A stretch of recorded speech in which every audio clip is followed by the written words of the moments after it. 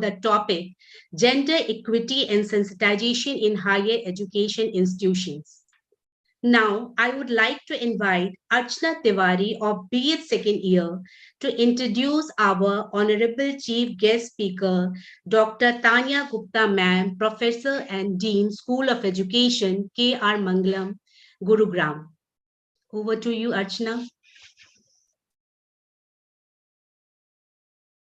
Unmute your mic, Archana.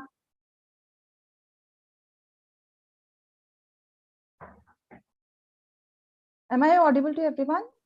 Yes, Archana. A very good afternoon to all of you present in the session. I, Archana Tiwari, B.Ed second year student of Saraswati College of Professional Studies, warmly welcome our guest speaker, Dr. Tanya Gupta Ma'am. Dr. Tanya Gupta Ma'am is Professor and Dean, School of Education and Dean, Student Welfare, K.R. Mangalam University, Haryana. She is PhD Education, UGC Net Education, MEd, MA Economics, and Postgraduate Diploma in Educational Planning and Management, PGD EPM. A seasoned academician and educational administrator with professional experience of 21 years from school to university level. She has ceaselessly endured, demonstrating exemplary leadership in creating the best learning environment and fostering a vibrant organizational culture with robust ethos, professional ethics, teamwork, discipline, and safety, creativity, and innovation. She has been the founder editor of various journals of education and has several research papers, edited books, book chapters, and patents published to her credit. She has rich experience in creating self-learning material and e-content for learners. She is a recipient of several prestigious awards. She has organized several conferences, seminars, and training programs, and has been invited as expert speaker on various educational forums. Her specialization and research interests include education policy, higher education, economics of education, teacher education, inclusive education, child development, educational leadership and management, and pedagogy of social science. Presently, she is Vice Chairperson of Council for Teacher Education Foundation, CTEF, Delhi NCR Chapter, and North Zone President of the Council for Teachers Professional Development, CTPD India. Now, I would like to invite Dr. Tanya Gupta Ma'am to continue today's session. Please welcome Ma'am. Thank you, Archana. Thank you, ma'am. Thank you. So nice of you for your kind words, Archana. Thank you, Rosie ji, for providing the platform. And at the outset, let me please welcome all of you. I see many ladies on the platform. I hardly see the men.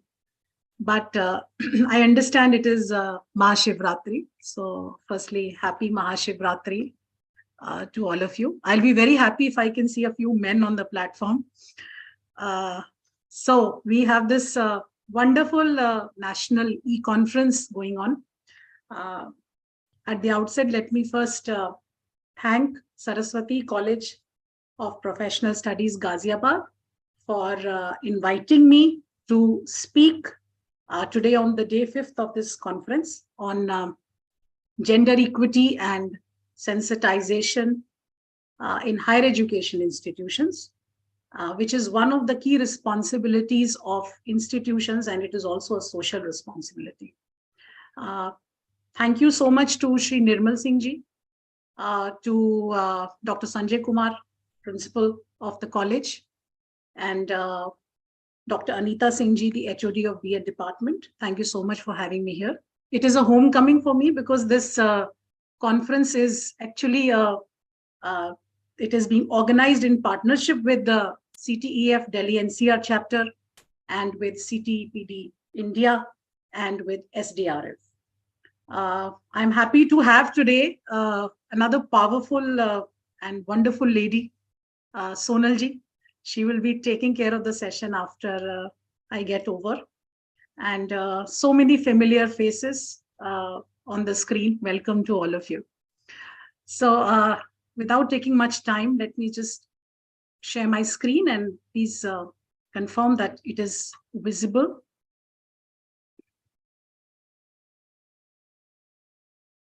Yes, ma'am, it is visible. Okay, thank you. Is it visible on the full screen mode? Yes, visible on Okay. the full screen. Thank you so much. In this e-conference, dear friend, I'll try to be little bilingual क्योंकि मैं समझती हूँ कि कई participants हैं जो हिंदी में comfortable हैं और कुछ participants English को भी expect करते हैं. So I'll try to be a little bilingual.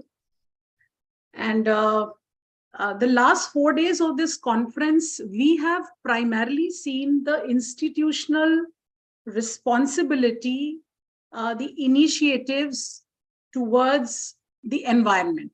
So we started with energy conservation, as I see, and I was also a part on all the 4 days, very intently listening to all the speakers and the paper presenters. We also had, a day dedicated on water conservation and water management, and then one on waste management. And yesterday, we had a session on green initiatives. So by and large, I would say the first 4 days of this e-conference have been focused on environmental consciousness, environmental values, and what is an institutional responsibility, especially a higher education institution's responsibility towards environmental consciousness and environmental sustainability. Today, we will move on to the human resources. Today, we will move towards the values that we have towards each other as human beings. I'm sure while I'm talking, you would have read these 3 quotes, which are there on the slide that is visible to you. And it was Guru Nanak Dev Ji who said that from her kings are born, there is none without her. Swami Vivekananda has, said the best thermometer to the progress of a nation is the treatment of its women. And the Nobel laureate, the young and dynamic girl, Malala Yousafzai, believes, and let me quote her, there are 2 powers in the world. One is that of the sword, एक तलवार की शक्ति है, and the other is of the pen, एक कलम की शक्ति है. There is a third power which is stronger than both these powers, and that is the women. With this concept in mind, today let us move towards discussing gender equity and sensitization in higher education institutions. Primarily in the next 45 minutes that I have, I will try to chronologically talk about the gender basics. Very important for us to understand the basics of gender.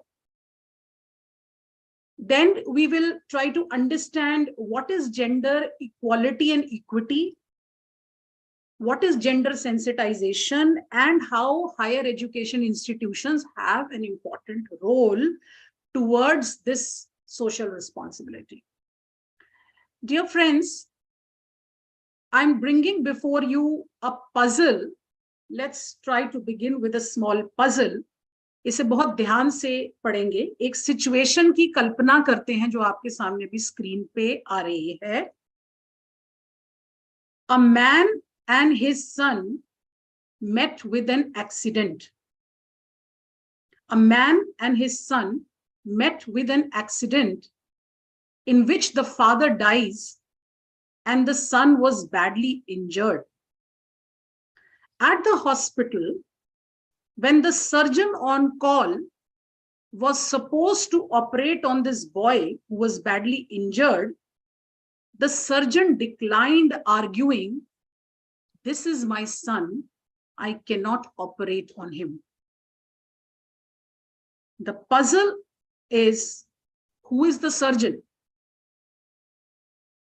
Anyone who is enabled on chat can answer this, please. Who is the surgeon?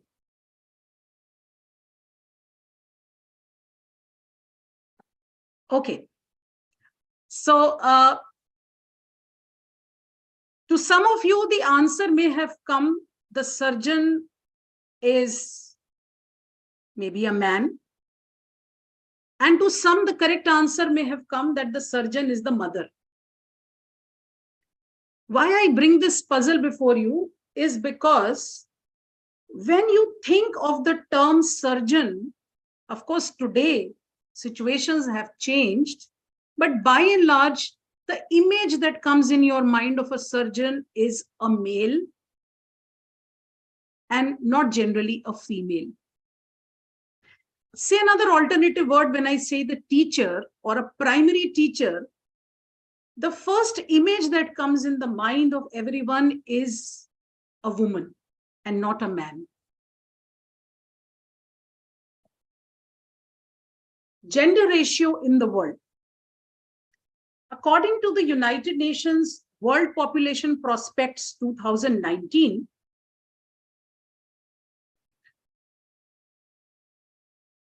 and this data that I'm quoting is, the source is Statistics Times.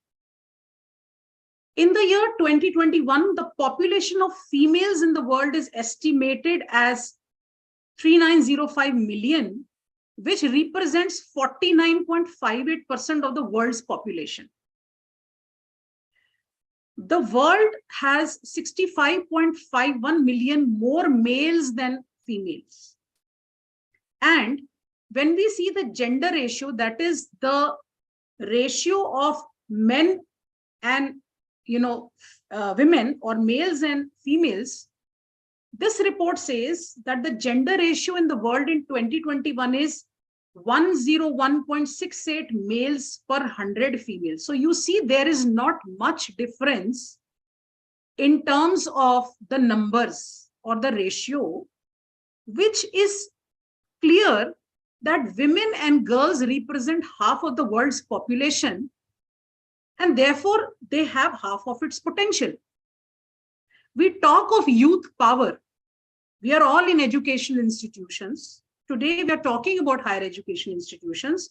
The purpose of a higher education institution is to, educate the youth and prepare them for the purpose of development, whether national development or global development.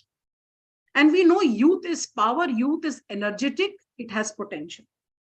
So when we say youth has power, and clubbing with that, with these statistics that women and girls represent half of the world's population, we cannot see a development of the nation or the world without giving equality to this half of the world's population, that is women and girls.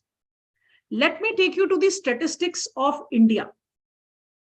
The population of India, source for this is the census 1951, as you can see in the slide. And this shows that, after 75 years that we've had, from 1951 to 2022, the population of our country has increased from 361 million to 1.4 billion. If we see the sex ratio in India overall, that is number of females per 1,000 males, in 1951, there were 946 females out of 1,000 males. This was the sex ratio. Now, if you see the data which is given by the National Family Welfare, and the Ministry of Family Welfare and Health, the NFHS 5, the health survey that we have, which is conducted in 2019, and this period from 2019 to 21 shows that the country, overall the country, there are 1020 females per males, which means the sex ratio has tremendously increased, and across the nation, the females are more in numbers than the males. Look at the sex ratio in India state-wise. As I already have said, that women and girls represent half of the world's population and half the potential. The same is the picture in our country. We see through this map, again, which is, the source for this is the National Family Health Survey 5. We see there are many states, especially, the southern states and the eastern states where the situation, the sex ratio is better. But then there are few states like Punjab, Haryana, Jammu Kashmir, Ladakh, Madhya Pradesh, Maharashtra, Gujarat, where this is comparatively lesser. The sex ratio needs to improve. What I want to tell is here that now that we identify that the men and the women are holding a 50-50 kind of, numbers in the world, we must understand the basics between the terms sex and gender. Whatever I spoke till now was the sex ratio. So what is actually the term sex? Well, sex and gender are not same. बहुत बार हम forms में देखते हैं कि कहीं पे column होता है what is your sex and कई जगह कॉलम होता है what is your gender. So we should not confuse. Sex is the biological difference between the men and the women. Say, when a child takes birth and, a child is given to you, you are told that a boy is born or a girl is born. And sometimes now, as we talk of transgenders, there is no, there are biological characteristics of the man and the woman both. So it is something which is biological, it is genetically, anatomically defined. And sex is largely unchangeable. When we say largely means today with certain surgical interventions, one can also change the sex, but by and large, we are born in a particular sex and we die in a particular sex. So it's largely unchangeable. So, a boy is born and a girl is born, but it is the society which tells the child that you are a boy and you are a girl. You grow up like a male and you grow up like a female. And therefore, men and women grow up as masculine and feminine. So gender is socially and culturally determined in contrast to sex, which is biologically determined. Now, this word gender was used by Anne Oakley and her associates in 1970. And simply put, gender means what you and me as men and women have to do and what the society expects out of me as a woman and you as a man, with an exception to our sexually distinct functions that women reproduce, men don't reproduce. So one thing we have to understand that throughout today's session, our emphasis is not on sex, it is on the socially and culturally determined characteristics by and large, which we grow up with and we live with, and this is what needs to change. Let's move ahead. I've already covered this. What is the root for this difference? The root is patriarchy. इसे हम हिंदी में पितृवाद भी बोलते हैं, patriarchy. Patriarchy means the rule by the male head of social units like a family or tribe. So Indian society, for example, is a patriarchal society. The male is the head of the family, is the societal elder who has the legitimate power over others to rule in a social unit.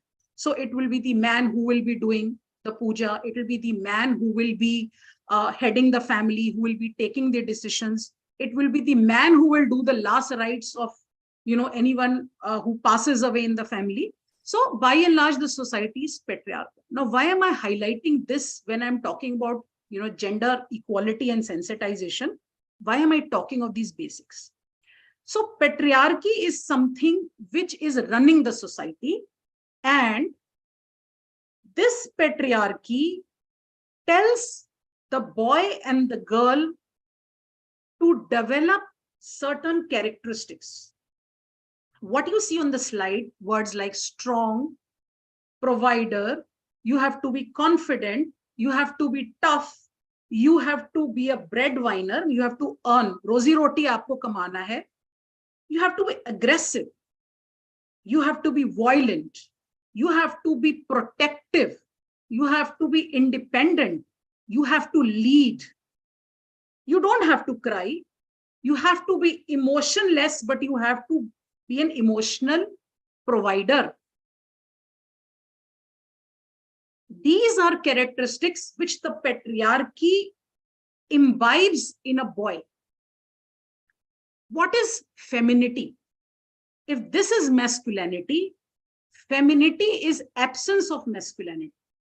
जो traits एक पुरुष में नहीं है, वो पुरुष के विपरीत traits एक महिला में होने चाहिए. So, if I have to say what is femininity, according to a patriarchal concept, and I put a disclaimer here, whatever I'm saying today is of course a viewpoint, and you may beg to differ, but by and large, femininity is absence of masculinity. So this is how a male grows up as a boy and a girl grows up as a female through socialization processes.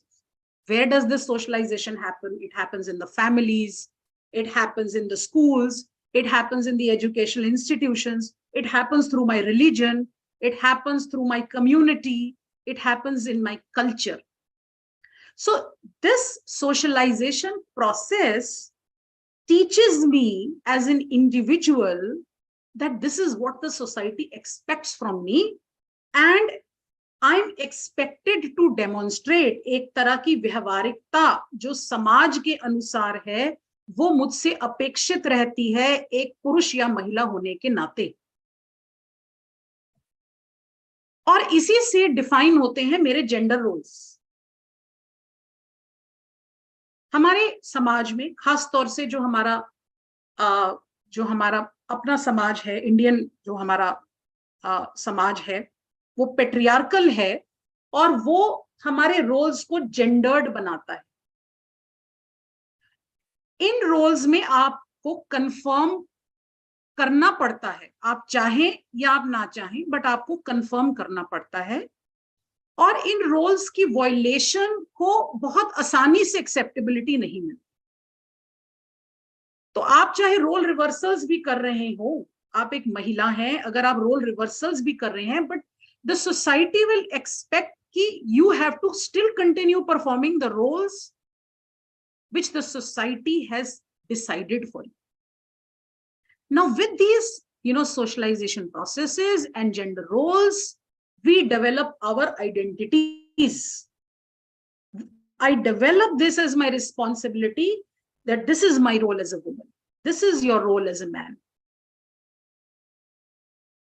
I expect a male to do this. I expect a woman to do this. And this is how our existence gets shaped and we get conditioned.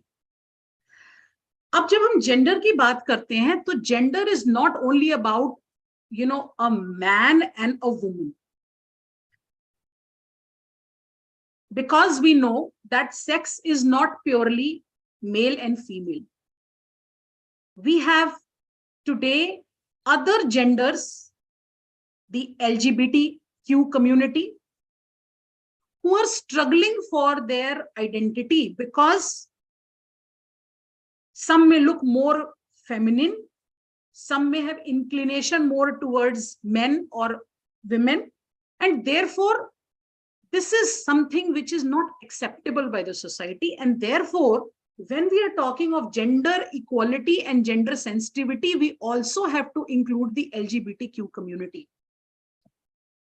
And then there are stereotypes. There are certain mental impressions where a person is expected and is given a characteristic. कौन देता है ये characteristics? Again, ये socially constructed होते हैं. ये कैसे manifest होते हैं? ये हमारे पास पहुंचते कैसे हैं? कोट्स से पहुंचते हैं, गानों से पहुंचते हैं, हमारे लिटरेचर से पहुंचते हैं, लोकोक्तियों और मुहावरों से पहुंचते हैं, मीडिया हमें पहुंचाता है, हमारे कस्टम्स, हमारी ट्रेडिशन और हमारी एजुकेशनल प्रैक्टिसेस, ये हमें लाइफ लॉन्ग कंस्ट्रक्ट करते हुए कुछ मेंटल इंप्रेशंस में फिट करती हैं। किस टाइप के मेंटल इंप्रेशंस? Feminine impressions. महिलाएं नॉट एग्रेसिव होती हैं, डिपेंडेंट होती हैं, इजिली इन्फ्लुएंस्ड होती हैं, सबमिसिव होती हैं, पैसिव होती हैं, होम ओरिएंटेड होती हैं, इजिली हर्ट हो जाती हैं, डिसीजंस नहीं ले पाती, टॉकेटिव होती हैं, रोती हैं, इमोशनल हैं, काइंड हैं, नर्चरिंग हैं। And what is not feminine is masculine. As you can see, men are aggressive, independent, dominant, active, not easily hurt emotionally, and so on. The list is long. ये एक patriarchal stereotype है। आज हम 21st century में हैं, बहुत समाज के अंदर परिवर्तन आया है।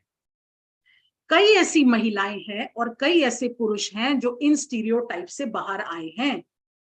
पुरुष लविंग हैं, पुरुष एम्पैथेटिक हैं, पुरुष रोते भी हैं, पुरुष इमोशनल भी हैं, सेंसिटिव भी हैं। साथ ही साथ जो महिलाएं हैं वो बोल्ड हैं, डिसीजन मेकिंग लेने लगी हैं, और जब वो ऐसे करने लगती हैं तो आमतौर पे महिलाओं का जब आप प्रोजेक्शन देखेंगे, या तो वो बिल्कुल ही विक्टिम बन के रहती हैं या फिर वो वॉरियर्स बन जाती हैं। So when we talk of victims, mental abuse, harassment, always crying, this is how they are, they are shown. So either they are victims or they suddenly become warriors. So you will see a contrast, whether a woman being depicted crying or a woman who is with a sword and, like Rani Lakshmi Bai or, a lot of Sikh warriors, you will always find them with a sword. ये इस तरह की depiction है. Even if you see this picture of a superwoman, she has to be dressed up like a superman to be equated. See this picture of Malala Yousafzai, where she has to prove to the world that I'm stronger than fear, which means that women who become, smart women or strong women, or the modern day woman who has all these, characteristics of being open-minded, efficient, professional, ambitious, powerful, educated, responsible, ये सारी trades जो उनमें आने लगे हैं, जो generally पुरुषों से एसोसिएटेड हैं, बट इसमें एक थोड़ी सी विचित्र बात ये है कि जब उन्हें ये कैरेक्टरिस्टिक्स उनमें होते हैं, पहली बात तो ये कैरेक्टरिस्टिक्स उनमें होते हैं, बट जब वो दिखने शुरू होते हैं तो they have to become, they have to become heroes. They have to look like Mardanis. So strong women, look at this quote, strong women aren't born. They emerge from fires that they walk through. They are warriors, but their heart is of gold. Which means that it is still expected that if a woman becomes a warrior, she must have a heart of gold. Look at another quote. Strong women don't have an attitude, they have a standard. Why I'm bringing all these quotes is to just see how the literature is strongly teaching us gender bias. Look at the projection of Bharat Mata, a compassionate Devi who is in the roop of Durga. And look at this, this picture of, you must have seen Mother India. The woman is shown very powerfully, but she is a woman who struggled her life. So what I'm trying to say is, बहुत आसान है कि जब women, और ये practically हो रहा है कि जब women अपनी stereotypes से बाहर आ रही हैं, तो उन्हें अपने आप को पावरफुल और स्ट्रॉन्ग या पुरुष के जैसा दिखाना जरूरी हो गया. They have to show that they are powerful. But seldom you will find a situation where a man who is like feminine characteristics is, soft and emotional. That is not accepted. You have an example that, when you see a man dressed up like a woman, you know what kind of images come in your mind. But when you see a woman dressed up with that, like a man, it says wow factor. So this is the bias, right? And this is the bias we have to break. Now, coming to the next basic is feminism. And feminism is not Mahila Morcha. It is not Mahila Morcha. The idea of feminism is believing that men and women, believing that all genders are equal. When we say both have potential, when we say both are 50-50 in population, when they are not born different, then why create a difference? So, feminism is an ideology which says women not to be subordinated by men. And this, according to feminists, is only possible when you hit patriarchy. How long it will take is something depending on us. But yes, the root is patriarchy. Now, men can be feminists. All men who believe that there is an equality between the girl and the boy are feminists. And such men are men of quality who support gender equality. Why is gender so important? The Sustainable Development Goals, we know there are 17 goals, and the goal 5 is gender equality. Gender equality आज एक मौलिक अधिकार, एक human right है, fundamental human right है. और इसीलिए क्योंकि ये सस्टेनेबल डेवलपमेंटल गोल्स जो हमें 2030 तक अचीव करने हैं और इंडिया ने इसको रेटिफाई किया इन द ईयर 2015, इसलिए एक नेशन होते हुए और एक ग्लोबल कंट्री, एक पूरे विश्व में पार्टिसिपेटरी होने के लिए हमें इंश्योर करना है कि हम 2030 तक इस जेंडर इक्वालिटी और एम्पावरमेंट को हम अचीव करें. हम गर्ल्स एंड विमेन की एम्पावरमेंट की इसलिए बात करते हैं क्योंकि कहीं ना कहीं बायस और discrimination because of patriarchal system उनके प्रति ज्यादा है. मेरा यहाँ इस मंच से कहने का कोई भी ऐसा वो नहीं है कि पुरुषों के प्रति जो है वो inequality नहीं होती. So I would like to make myself clear here. Now, since we are following we are talking of development, we have to mainstream gender. We have to mainstream the needs of all the genders if we want to achieve the sustainable development goal. And when we talk of gender equality, now it is not only about a male and a female, it is also about the transgenders. So we have to talk of equality. Now, equality we know is considering everyone same. Can we consider a boy and a girl and a transgender same? If we can do that, if we can respect all of them, if we can give them their dignity and don't take them for granted, we say we are understanding equality. मैं equity पे तो अभी पहुंची ही नहीं. आज का topic जो है वो जेंडर इक्विटी है और इक्विटी जो है वो फेयरनेस है. फेयर तो आप उसके साथ तब होंगे जब आप उससे सेम मानेंगे. जब तक आप उसे सेम ही नहीं मानेंगे, एक लेवल पे नहीं मानेंगे, आप उसके प्रति फेयर हो ही नहीं सकते. इसलिए जो सस्टेनेबल डेवलपमेंटल गोल है वो जेंडर इक्विटी नहीं है, जेंडर इक्वालिटी है. Therefore, achieving gender equality requires the engagement of men and women, boys and girls. It is the responsibility of everyone. This is said by the Secretary General Ban Ki-moon of United Nations, and we have to practice this as a lived reality. So, हम क्या करने लग गए हैं कि हम कहीं ना कहीं अपनी बेटियों को, महिलाओं को ऐसे रेज करने लग गए हैं कि you have to grow up brave, grow up like a son. But बहुत ऐसे कम लोग हैं समाज में जो अपने लड़कों को सिखाते हैं कि बेटियों की तरह कैसे जीते.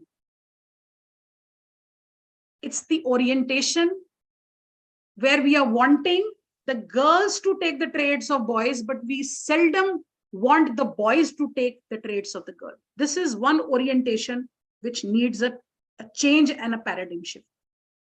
Another thing which, like Nelson Mandela has also said, that you cannot think of gender equality if women are oppressed or transgenders are oppressed or even men are oppressed. So all have to be considered free. Now I'm taking you to a Sustainable Development Report of 2022, जो SDG की report अभी 2022 में आई है. ये जो गोल है आपका SDG 5 वाला जो गोल है, इसमें बहुत आउटराइटली रिपोर्ट कहती है कि वर्ल्ड अभी भी ट्रैक पे नहीं है और 2030 तक हम ये अचीव नहीं कर पाएंगे. क्यों? क्योंकि इस रिपोर्ट के कुछ हाइलाइट्स हैं, अलार्मिंग हाइलाइट्स हैं, जो मैं आपके सामने यहाँ प्रस्तुत करना चाहती हूँ. पहला है, globally 26% of ever partnered women मतलब अब हो सकता है डाइवोर्स्ड हो, सिंगल हो या husband might have passed away. 26% महिलाएं जो हैं 15 वर्ष से ऊपर, उन्हें किसी ना किसी समय पे अपने जीवन में फिजिकल या सेक्सुअल वायलेंस बाय हस्बैंड या इंटीमेट पार्टनर एक बार जरूर हुआ है.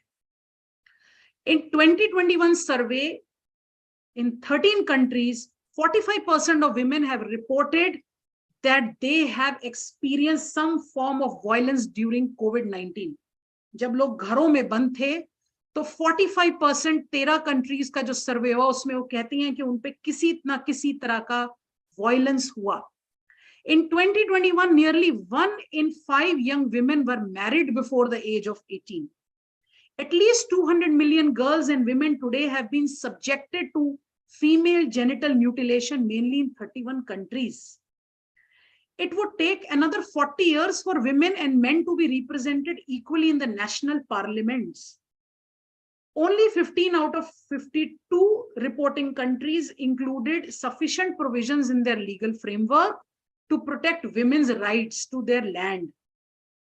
Between 2018 and 21, only 26% of the countries have a system which can track gender equality. The rest of the countries are having some features or no features. इस तरह की स्थिति में आज हम वर्ष 2023 में हैं. किस तरह से हम जेंडर इक्वालिटी और एम्पावरमेंट को अचीव करेंगे, ये एक चिंताजनक विषय है. ये कुछ टारगेट्स हैं, मैं इन पे ज्यादा डिटेल पे नहीं जाऊंगी. और इन टारगेट्स को ध्यान पे रखते हुए एक हायर एजुकेशन इंस्टीट्यूशन को अपनी जेंडर सेंसिटाइजेशन पॉलिसीज बनानी चाहिए. आप इन टारगेट्स को बहुत आराम से देख सकते हैं डिटेल में कि it is equal rights, empowerment, legislations, ending discrimination, ending all forms of violence, eliminating forced marriages and genital mutilations, not paying them equally to men, and not allowing them to be in leadership and decision making, and they do not even have access to their reproductive health and rights. They cannot even choose whether they want to have a family or they don't want to have a family. So such are the targets before the world, and these have to be ensured to get this SDG 5 goal meeting. अब हम जब हम equality achieve कर लेंगे तब कहीं हम fairness पे आना शुरू करेंगे. पहले हम इक्वल मानना शुरू करें. जब हम इक्वल मानेंगे तब हम कुछ ना कुछ पॉजिटिव ऐसी डिस्क्रिमिनेशन या कुछ ऐसे पॉलिसीज ला पाएंगे। हालांकि सरकार ने ऐसी बहुत पॉलिसीज बना रखी हैं, ऐसी बहुत सारी स्कीम्स हैं, बट उन स्कीम्स का फायदा तब होगा जब हम अपने माइंडसेट को बदलेंगे और हम उन्हें इक्वल समझना शुरू करेंगे। Therefore equality has to precede equity. And then comes the term, बहुत लोग बहुत ज्यादा बात करते हैं empowered women. You know, who's an empowered woman? We say empowered woman is a woman who's beyond measure powerful and beautiful beyond description. बहुत बहुत आम तौर पे हम कहते हैं, you know, she's worth it. What is being worth it? Worth means you have your self-worth. You know you are confident. You know your feminine characteristics. And you know your choices, whether you have to make choices in the economic front, you have to make choices in your relations, you have to make choices in your responsibilities, in your decision making. When once, you know, the woman is able to do all this, she becomes empowered. And education is certainly an empowering tool. Now coming to the sensitivity. Gender sensitivity is the ability to recognize these gender issues. जो अभी हमने अभी सारे issues समझे हैं, इनके प्रति एक you know, एक recognition की मैं बात कर रही हूँ, एक revolution की तो मैं अभी बात ही नहीं कर रही। इनको मानना कि ये differences हैं और ये differences खूबसूरत हैं, और इन differences में जहां bias हो रहा है, इसे हमें overcome करना है।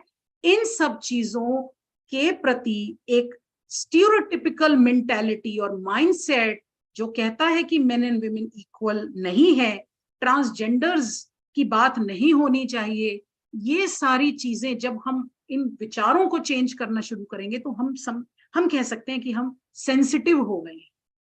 Therefore securing gender equality does not mean we are disempowering men, but we want them to work along with women to dismantle this power hierarchy of someone being stronger and someone being weak, someone being more powerful and someone being less powerful. Today is Shivratri. I could not think of a better example than Ardhanarishwar. This is a depiction in Hinduism where we talk of Shiva Shakti, we talk of Prakriti and Purush. And Ardhanarishwar is the best example of a constructive and generative power. Gender sensitivity, gender equality is not a war between sexes. It is not anti-male. Both men and women are victims, although women are more victims to men. And both men and women are a part of this struggle, and both men and women have to work together to bring the best amongst themselves. And therefore, if we want to empower our women, we have to first start working on our men. Let's see the change in language. देखिए कुछ ऐसे quotes हैं, Benjamin Franklin का एक coat है, all men are created equal. जब आप अपने शब्दों में ही महिलाओं को नहीं लाते, अगर आप इरेज कर देंगे उन्हें अपनी लैंग्वेज से, तो एक जेंडर इनइक्वालिटी का कॉन्सेप्ट वहीं से शुरू हो जाता है। तो अपनी दैनिक जो बातचीत है, आपका कम्युनिकेशन है, उसमें प्रोनाउंस को बहुत ध्यान से यूज करें। ही शी की जगह जहां कोशिश कर सकें कि न्यूट्रल टर्म्स यूज करें लाइक दे, वहां पर आप इस तरह के शब्दों का प्रयोग करें। आमतौर हम बहुत सारे ऐसे दिन भर में शब्द बोल देते हैं, इस तरह की अब्यूजिव लैंग्वेज यूज करते हैं जहां हम जाने अनजाने में, क्योंकि हम कंडीशनड हैं उस तरह के सेटअप से, तो भाषा पे विशेष तौर से ध्यान देने की जरूरत है कि हम एप्रोप्रिएट टर्मिनोलॉजीज को यूज करें, खास तौर पे चाहे वो स्कूल हो चाहे वो हायर एजुकेशन इंस्टीट्यूशन है, दोनों में ही हम सभी शिक्षकों का ये उत्तरदायित्व है कि हम एक जेंडर सेंसिटिव लैंग्वेज का प्रयोग करें। साथ ही साथ जेंडर्ड नाउन्स का प्रयोग ना करें। जैसे आमतौर पे हम बोल देते हैं hey you guys come here, let's not use these kind of terms. Let's address the person by name, and let's not have words, you know, something like इस तरह के gendered nouns हम use करते हैं, the man and the woman. Let's try to use words like human being. आमतौर पे हम लिख देते हैं mankind is getting affected, say humanity is getting affected. These are man-made products. बच्चों को सिखाते हैं हम टेक्स्ट बुक में, बोर्ड पे भी बनाते हैं. These are man-made products. Don't use the word man. Use the word these are machine-made. These are artificial. These are synthetic. Chairman of the organization. अब ठीक है, पुरुष बैठा है तो कोई बात नहीं. But don't use the word chairman. Use the word chairperson, because when you rule out, you know, of course you can't have a chairwoman. So don't, you know, just say the word chairman, say the word chairperson. It becomes more open. Don't say the word common man, say the ordinary person. Policeman, say police officer. Security man, security guard. Landlord, landlady, say owner. So these are few terms that we can, you know, start bringing in our day-to-day life. Now, coming towards the last bit, I'll just take 5 more minutes, because I understand we have a lot of paper presenters as well. As higher education institutions, what are the initiatives? सबसे पहला कार्य, देखिए बच्चे हमारे पास school से आ रहे हैं, एक तरह के पेरेंटिंग स्टाइल से आ रहे हैं. स्कूलों में भी कहीं ना कहीं जेंडर्ड रोल्स और स्ट्रॉन्ग होते हैं. मैं ये नहीं कह रही हूं कि नहीं होते हैं, but we have to unstructured those gendered roles. तो खास तौर से हायर एजुकेशन इंस्टीट्यूशंस में ये रिस्पॉन्सिबिलिटी ज्यादा है, क्योंकि आप वहां, आपके पास यूथ है, वो डायनेमिक है, अडल्ट्स होने वाले हैं कल के जीवन में और समाज को चलाने वाले. इसलिए हायर एजुकेशन इंस्टीट्यूशंस में जहां बच्चे पूर्ण रूप से कॉग्निटिवली डेवलप हो चुके हैं, इफेक्टिवली डेवलप हो चुके हैं, हमारी जिम्मेवारी बनती है कि हम अपने curricular and co curricular activities के माध्यम से जेंडर इक्विटी एंड सेंसिटाइजेशन को प्रैक्टिस करें. करिकुलम में ऐसे सब्जेक्ट्स को पढ़ाएं जिसमें जेंडर इश्यूज हैं, विमेन स्टडीज हैं, लेजिस्लेशंस हैं. इन सारी चीजों को हम पढ़ाएं. लेजिस्लेशंस को पढ़ाना बहुत जरूरी है. कहीं ना कहीं एम्पावरमेंट लेजिस्लेशन से भी जुड़ी है, क्योंकि अगर आप लॉज एंड लेजिस्लेशंस नहीं लाएंगे तो कहीं ना कहीं वायलेशंस होते रहेंगे. लेजिस्लेशन से डर आता है कि one can be penalized, one can be punished.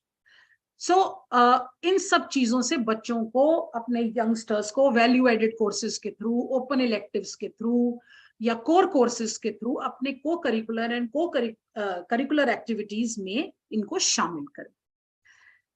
Gender neutral roles को परफॉर्म करें as teachers. Do not have specific biases towards, you know, a particular kind of a gender. Do not use terms which are stereotypical in your classrooms.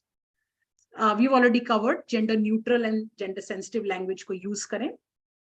एक बहुत जरूरी चीज है कि हम अपने हायर एजुकेशन इंस्टीट्यूशंस के अंदर जो है वो एक जेंडर इक्विटी सेल को हम बनाएं. ओके, एक जेंडर इक्विटी सेल को बनाएं और ये इक्विटी सेल इंश्योर करे कि पूरे साल भर का एक जेंडर सेंसिटाइजेशन प्लान बना होना चाहिए. इस प्लान में आप एक्टिविटीज को डिसाइड करें. कुछ क्वार्टरली मैगजीन्स निकाल सकते हैं जिसमें आप जेंडर इश्यूज को एड्रेस करते हैं, वॉइसेस ऑफ स्टूडेंट्स को लेके आते हैं, कुछ इंटरव्यूज करते हैं. तो कोशिश करते रहे कि इस तरह की आप एक्टिविटीज करते रहें. टॉक सेशंस कराइए, स्पीकर सेशंस कराइए, इन हाउस डिस्कशंस कराइए. Don't lecture students on gender issues. Behave like, you know, जैसे आप एक मंच पे बैठे, मॉडरेटर के रूप में बैठे हैं और स्टूडेंट्स को, बॉयज एंड गर्ल्स को, and maybe in your institution you have a transgender as well, please allow them to speak on their anticipations, their mindsets, and in discussions को करें और साथ साथ sensitization sessions को भी करें. Next, कुछ पॉडकास्ट आप कर सकते हैं. आजकल तो डिजिटल टाइम का जमाना है. कुछ टीवी शोज जहां आप कम्युनिटी को इन्वॉल्व कर सकते हैं. कुछ किताबें जो जेंडर्ड हैं, बहुत सारा हमारा लिटरेचर है जिसमें जेंडर्ड डिस्क्रिप्शन है. जब तक हम बात नहीं करेंगे इन चीजों पे तब तक कोई चेंज नहीं आएगा. अच्छा, जब हमारे ओरिएंटेशन एंड इंडक्शन प्रोग्राम्स हो रहे हैं वहां पे भी हमें इन चीजों को, gender sensitivity and gender equality पे बात करनी चाहिए. कुछ ऐसे मूवीज अपने कैंपसेस में स्क्रीन करें जो जेंडर इक्वालिटी पे हो. कैंपसेस को सेफ बनाएं, सिक्योर बनाएं. सीसीटीवी कैमरास लगा सकते हैं. कॉमन रूम्स स्पेसेस दें, काउंसलिंग एंड मेंटरिंग करें. कहीं वायलेशन हो रहा है, लाइक सेक्सुअल हैरेसमेंट के केसेस हैं, तो एक इंटरनल कंप्लेंट कमिटी कॉन्स्टिट्यूट होनी चाहिए, ग्रीवांस रिड्रेसल सेल्स होने चाहिए. कुछ ऐसे भी आपके इश्यूज हो सकते हैं, खासतौर से लड़कियां जो वैसे ही डिस्क्रिमिनेटेड हैं और अगर उनमें डिसेबिलिटी हो, वहां खास तौर से हमें ध्यान देने की आवश्यकता है. एक जेंडर इंक्लूसिव एनवायरनमेंट को अपने इंस्टीट्यूशन में क्रिएट करने की कोशिश करें, एंड एक जेंडर ऑडिट जरूर करें कि किस तरीके से जेंडर सेंसिटाइजेशन या माइंडसेट्स चेंज हुए हैं आपके इंस्टीट्यूशन में.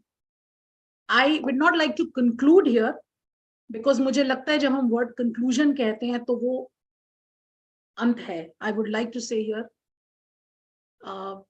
let this be a beginning. Savitribai Phule believed that education empowers.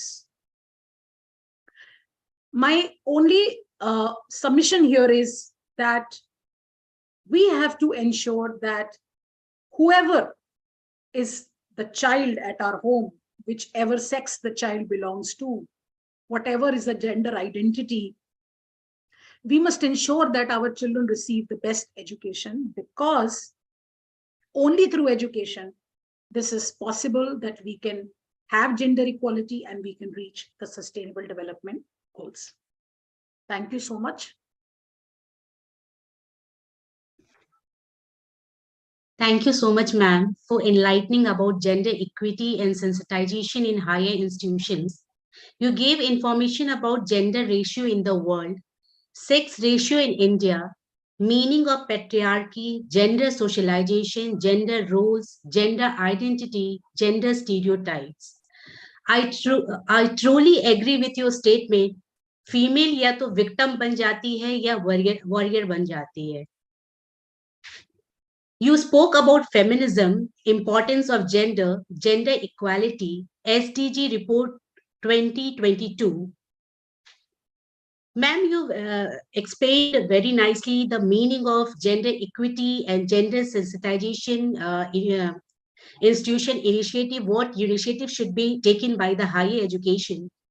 Ma'am, you truly make this day full of knowledge for us. Your deep and intellectual way of imparting knowledge has added to the glory of this conference. Thank you so much, ma'am. Now, I would like to invite Archana Tiwari of BH second year to introduce our Honorable Session Chair, Dr. Sonal Chhabra ma'am, Principal, Rawal College of Education, Faridabad. Over to you, Archana.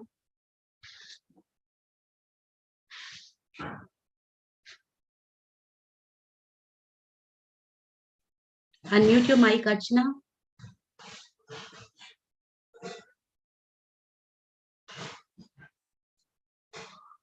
A very good afternoon to all of you again.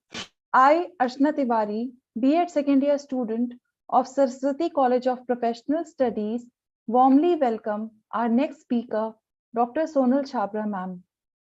Dr. Sonal Chhabra ma'am has done her Masters in Education, Child Development and English. She has done her PhD from GGSIP University, Delhi. She has a varied teaching experience of over 12 years from MS University of Vadodara, Lady Irwin College, Delhi, and is presently working as principal with Rawal College of Education, Faridabad. She has several books and more than 50 research papers published in national and international journals to her credit. She has contributed to development of learning material for MNG, RCE, and NIOS, and has actively participated in video lectures and live programs for DLED program of NIOS. Now, I would like to invite Dr. Sonal Chhabra ma'am to continue our today's session. Please welcome ma'am. Over to you, ma'am. Thank you so much, Archana.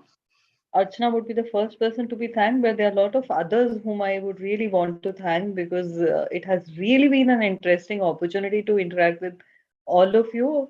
Have always got this opportunity to hear Dr. Tanya, but today's session was, ma'am, it was something else today, because you brought in so many things which we think about, but we have not put in words. So that was one idea which, I mean, I'm taking so many takeaways with me after this session. So it was wonderful hearing you today. And Dr. Sanjay is somebody whom I admire with the kind of time he has, because everybody has 24 hours in our day, but I don't know how many hours he has in his day, because he's managing so many things, so many things. I know because I'm in the same administrative capacity, so I know it's a lot of work at workplace also. But besides that, if he's able to manage all these things, sir, hats off. There are no words to say the way you handle the things in that manner. Thank you so Thank you. much. Thank you very much. Thank you so much to everyone around, because it's an opportunity, and I'm looking forward to the kind of papers we are going to hear during the session, because Tanya ma'am has already set a tone for the session that how the things are going to proceed. My only request would be, because there are a number of speakers today, since the topic is like that there are going to be a good number of speakers. So I would request all the speakers to please keep a tap on their watch also, and limit your session or limit your talk to 5 minutes. So that is going to be one request. After 5 minutes, we would have to, Archana, you would have to help me in that. We would have to play the buzzer and you would have to stop, because otherwise, uh, see, it's a Saturday afternoon, Mahashivratri. Everybody has things on other things also on the platter. So just be cooperative enough and let's limit ourselves to 5 minute clock. So shall we start the session then? जी ma'am start करते हैं ma'am. सिर्फ 1 minute लूंगा मैं। उससे पहले मैं जो हमारे नेशनल प्रेसिडेंट हैं CTF के, भंडारकर सर, उनका वेलकम करना चाहूंगा मैं। भंडारकर सर, सुन पा रहे हैं सर? अनम्यूट कर लीजिए सर, एक बार के लिए आप अनम्यूट कर लीजिए सर। मैंने यस हाँ, अनम्यूट नहीं हो रहा था जल्दी। वो मैंने सेटिंग की हुई थी। तो भंडारकर सर को मैम 1 मिनट सुन लेते हैं तानिया मैम के सेशन के बाद, फिर हम स्टार्ट करते हैं। जी जी जी सर। तानिया मैडम का सेशन तो हमेशा की तरह बहुत ही अच्छा था। और जो मैं एक बात हमेशा देखता हूँ, रानी लक्ष्मीबाई का उदाहरण तो हम हमेशा देते हैं, पर गोंडवाना की जो रानी थी, रानी दुर्गावती, उसको इतिहास में कोई खास ऐसा स्थान नहीं मिला। मेरी एक स्टूडेंट थी, उसकी बहन ने क्या किया कि वो शादी के बाद सुसाइड कर ली, और वो एमफिल थी हिस्ट्री में। तो जब उस लड़के ने बोला कि भाई ऐसा ऐसा हो गया, तो मैंने बोला भाई ऐसा है, उसने रानी लक्ष्मीबाई का इतिहास पढ़ा होगा, उसने रानी दुर्गावती का इतिहास पढ़ा होगा, तो उसका फायदा क्या हुआ?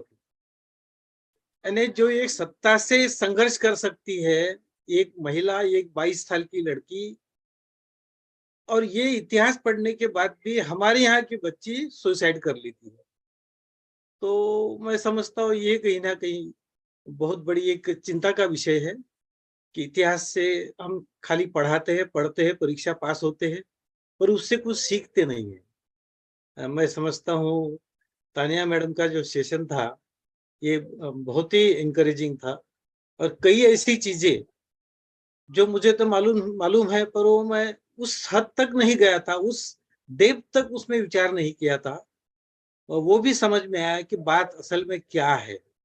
What is the problem at grassroots level that was unknown to many of us? That is my actually opinion.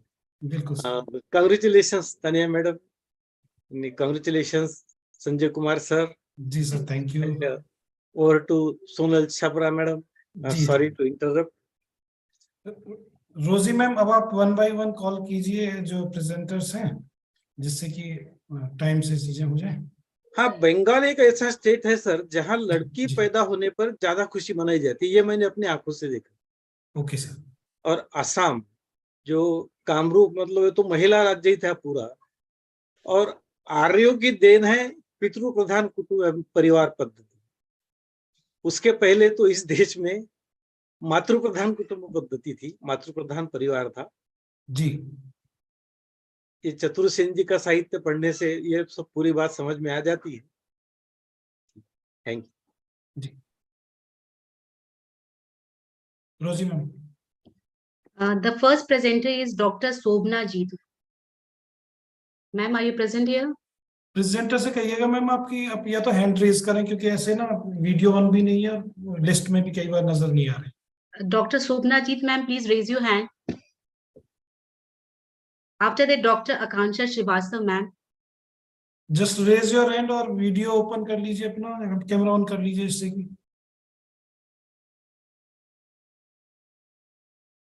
Dr. Gitika Pathak, Rajesh Makol, Rajesh Muhima मकोल ji Singa. हैं तो वहां से स्टार्ट कर लेते हैं राजेश मकोल जी हैं डॉक्टर गीता पाठक भी हैं सर, उन्होंने हैंड रेज किया हुआ है। Yes. ओके गीता पाठक से स्टार्ट कर लेते हैं फिर बाकी लोग तब तक आ जाएंगे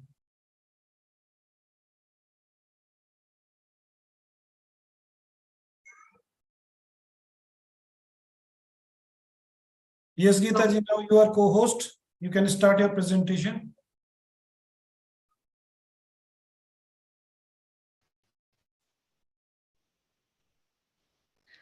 Sir, am I audible?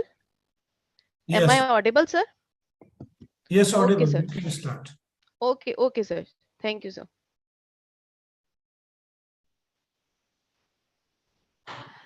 Can you see my slides?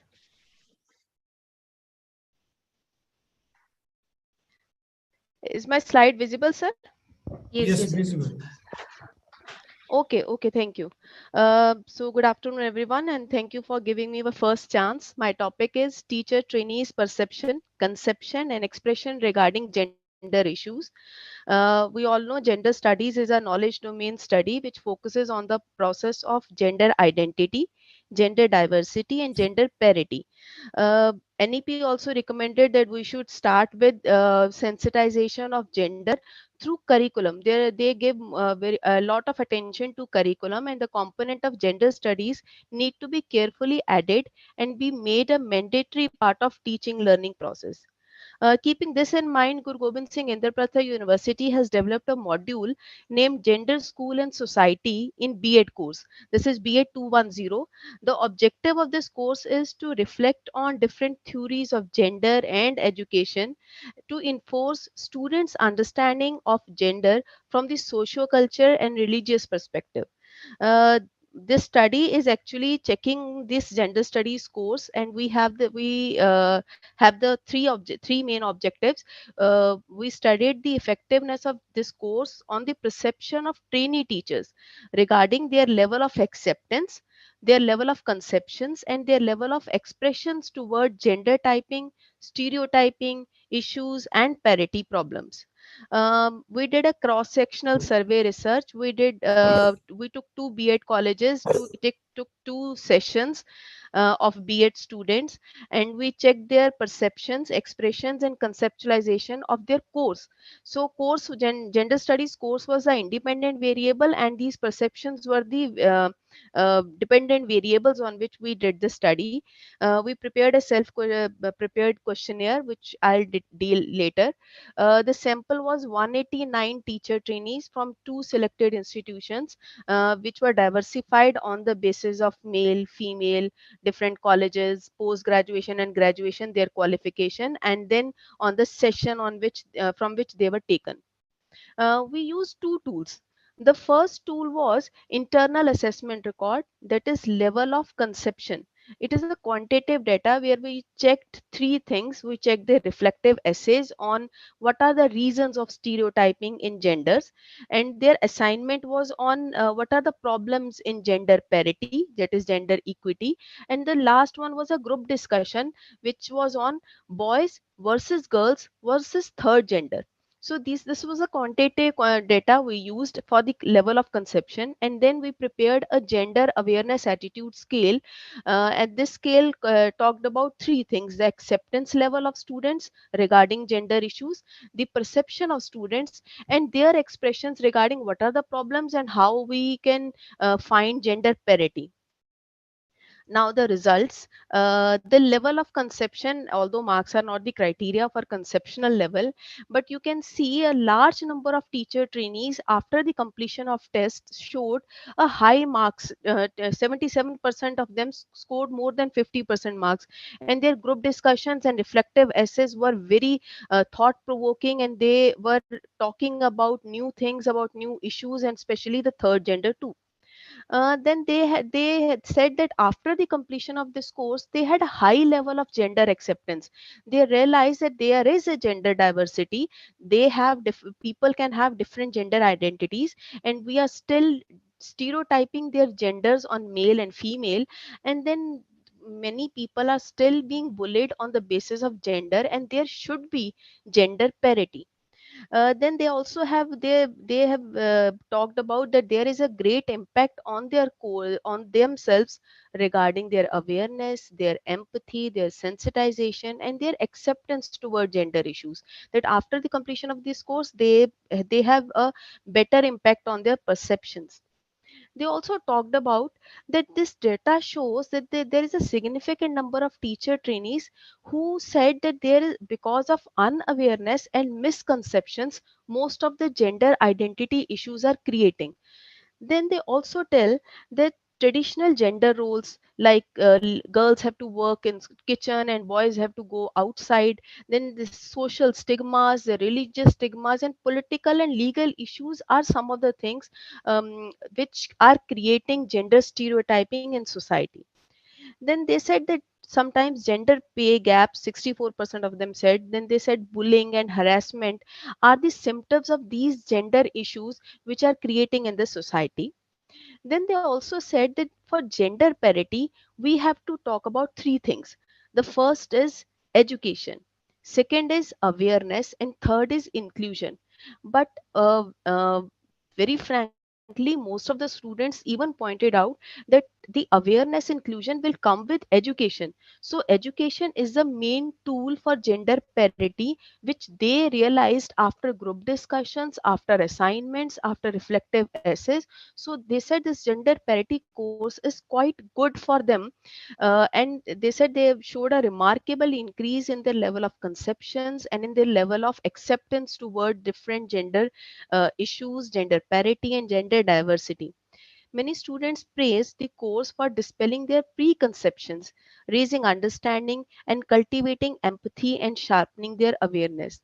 The respondents also acknowledge their own gender biases, wrong perceptions, and their importance as a teacher, their role in creating this gender parity.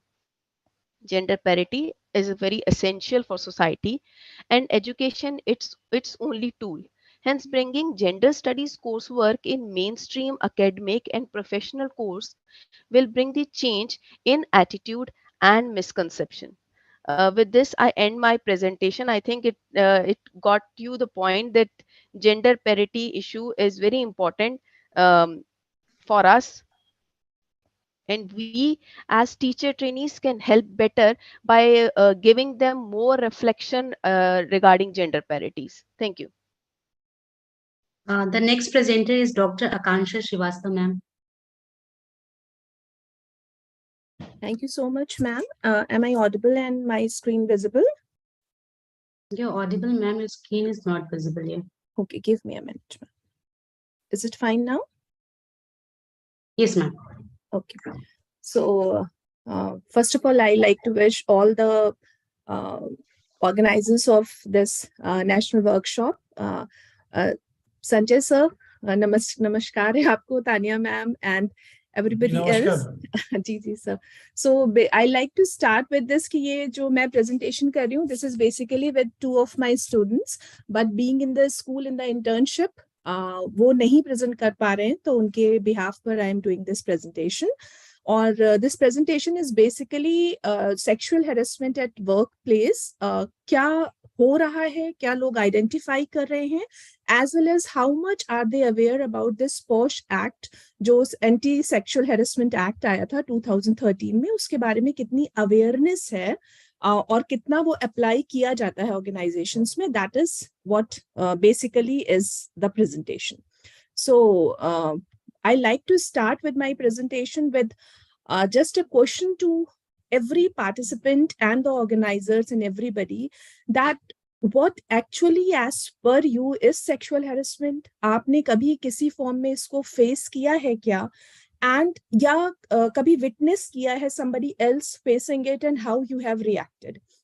But basically because इसका answer मुझे अभी face to face नहीं है इसलिए नहीं मिल सकता, but I assume and my assumption is not just ऐसे ही based नहीं है, based on the researches and all, that most of the women have somehow faced this sexual harassment.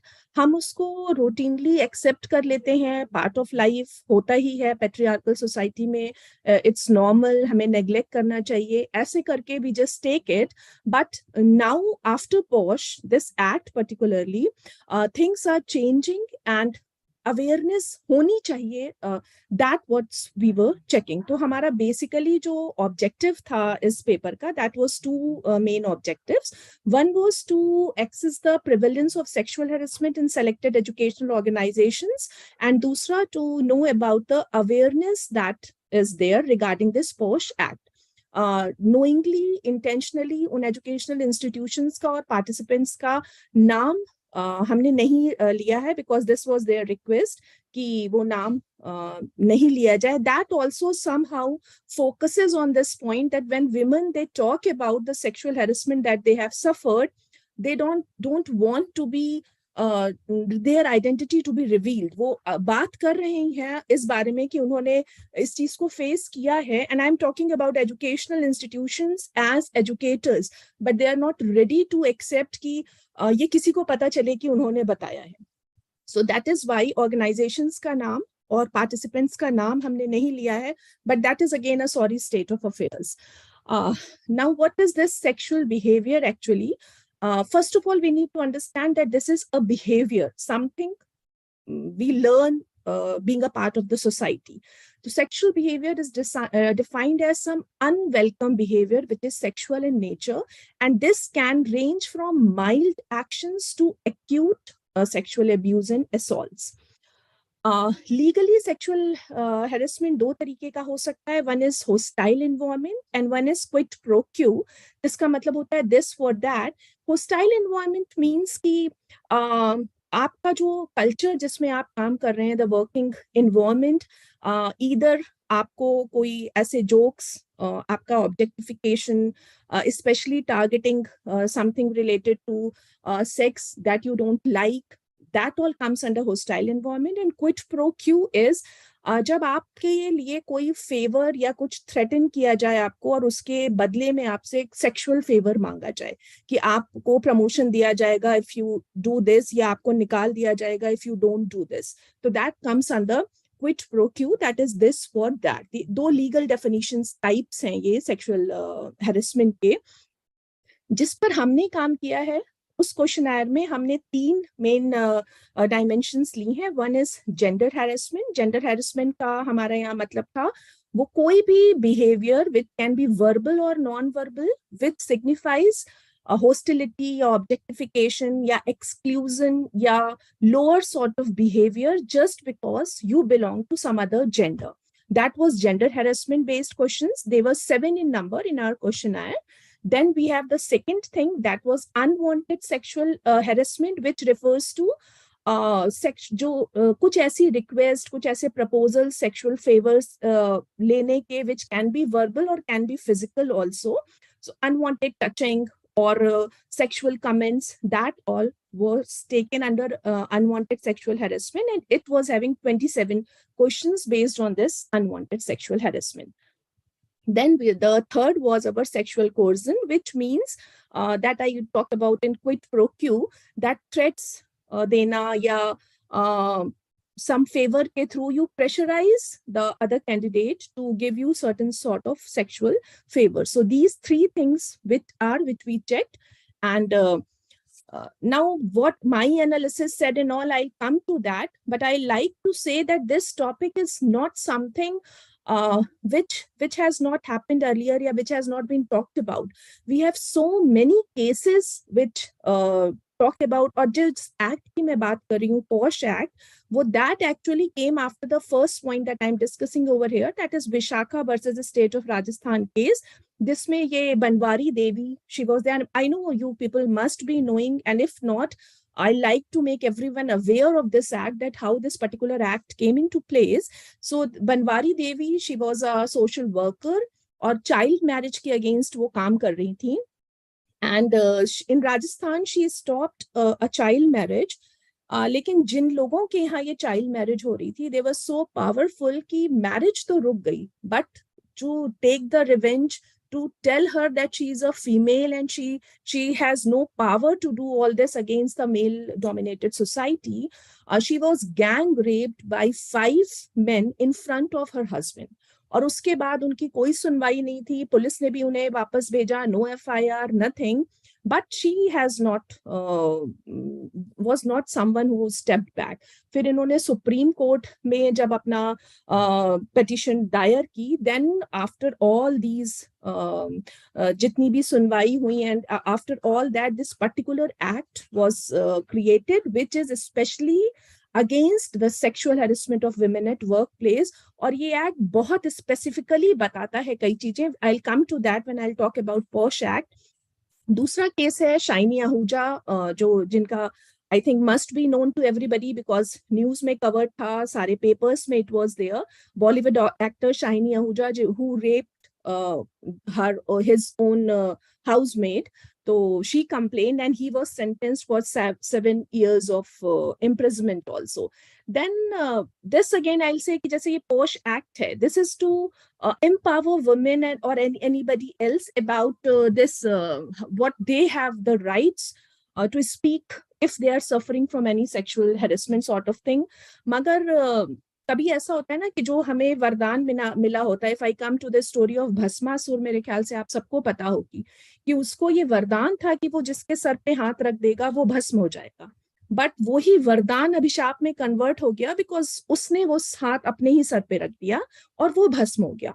So POSH act का if being a female हम गलत use करेंगे तो that is not going to help us. वो वरदान अभिशाप में convert होते टाइम नहीं लगेगी. उसके एग्जाम्पल है ये जो हमारे पास एक ये केस है कोमल सिंह वाला.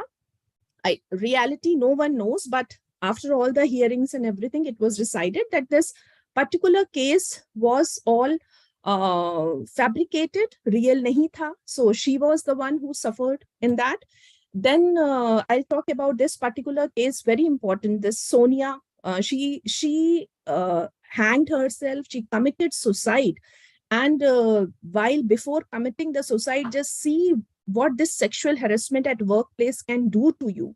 She wrote a 6-page long letter. You see, whenever who is writing this note, ऐसा नहीं हो सकता कि वो अपने होशो हवास में नहीं है उस समय.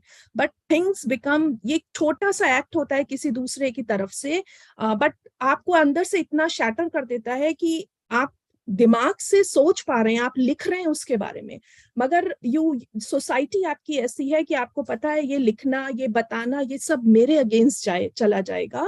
And so she committed suicide.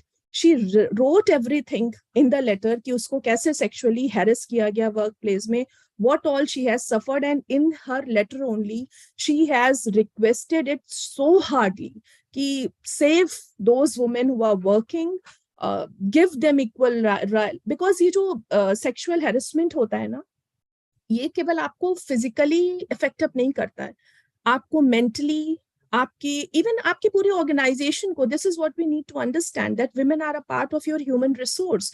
अगर आप अपने ह्यूमन रिसोर्स को डीमोटिवेट कर रहे हैं, उनको आगे नहीं बढ़ने दे रहे हैं, and being educators, because my this particular work was with higher education institutions only.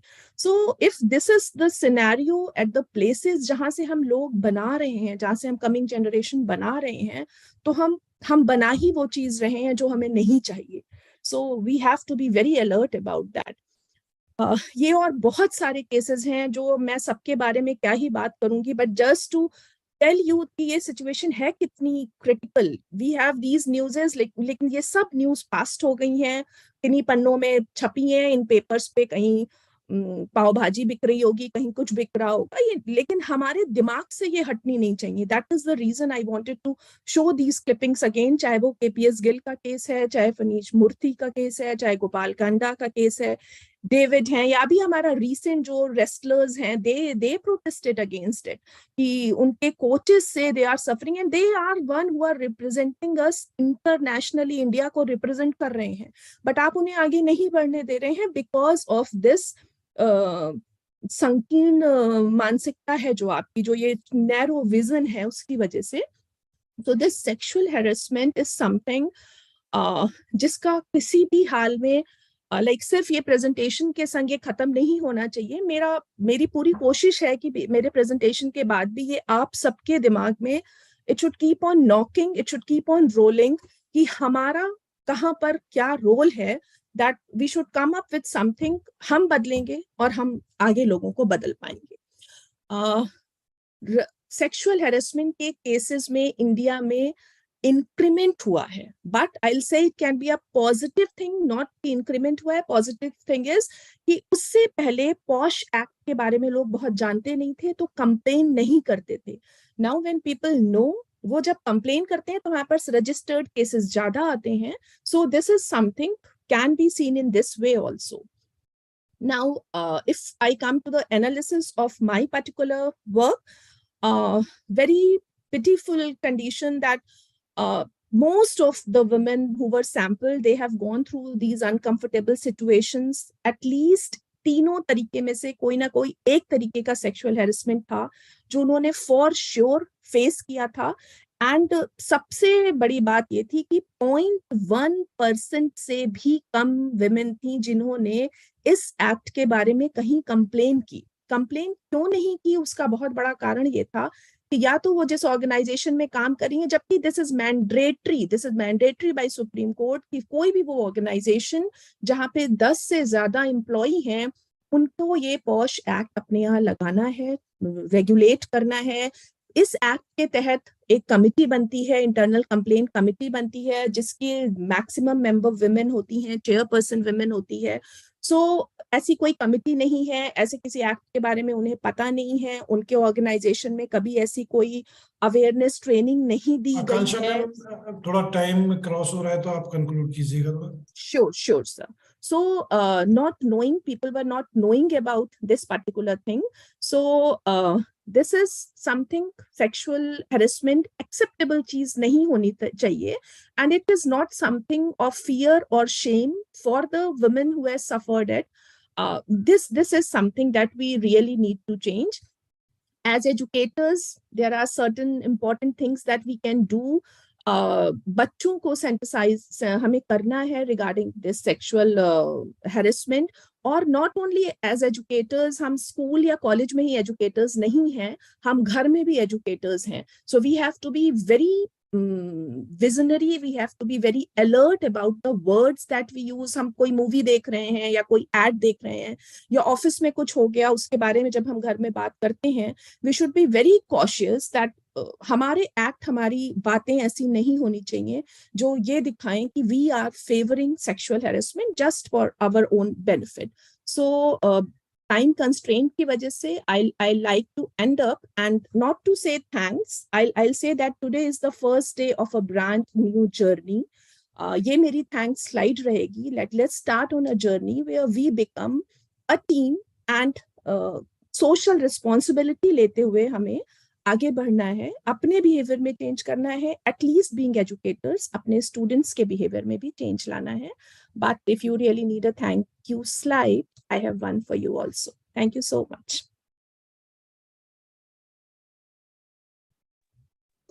Our next presenter is Rajesh Makol sir. Very good afternoon, Sanjay sir, Sonal ma'am, and a special wish for Dr. Tanya Gupta. हमारी पहली मुलाकात इस तरह होगी, मुझे पता नहीं था. बहुत बहुत नमस्कार. So I'll begin with the presentation. Sir, please allow me to share the screen first. Yes, sir. Hope the screen is visible to everyone now.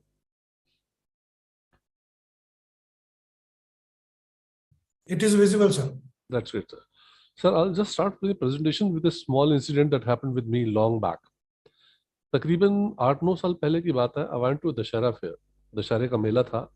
UP का एक छोटा सा गांव था और उस गांव में हमारे साथ में 3-4 छोटे छोटे मतलब आसपास के बच्चे भी थे। तो आज दोस्त चिल्ड्रन, क्या आप यहाँ स्टॉल है, कुछ भी ले सकते हो। I observe that the girls prefer taking fairy tale kind of crowns, छड़ी लेनी है, क्राउन लेना है, and the boys prefer the things like pistol लेनी है, गाड़ी लेनी है। So I realized that somewhere what we are talking about today has been ingrained in the minds of those children long back.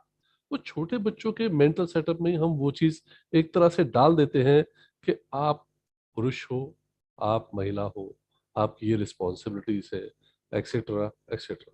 So the topic that we are going to discuss today is about gender equity and sensitization in higher education institution. I do insist that is necessary to invoke the concept that has been ingrained during the childhood itself. Besides that, I have done a study on that in which I have taken the help of grounded theory research so that I can develop some concepts which will be helpful for the policy makers. These are the research questions, and then these are the objectives of the research. The methodology has been grounded theory research, in which I took purposive sampling, and I used certain colleges of Delhi and Haryana and NCR. Statistical technique used, as you know, in grounded theory research, we start with a semi-structured interview, and then we took certain memos and notes, and ultimately we concluded on the basis of that. So I'll be starting with the presentation now.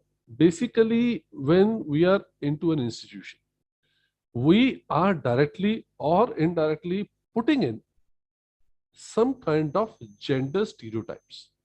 हमें पता नहीं चलता कब हम, whether it is a girl or a boy, हम उनको कहते हैं बेटा. Why girls are called beta? Why boys are also called beta? Why not use something which, as Dr. Tanya has initiated, why not use something like bacha or student?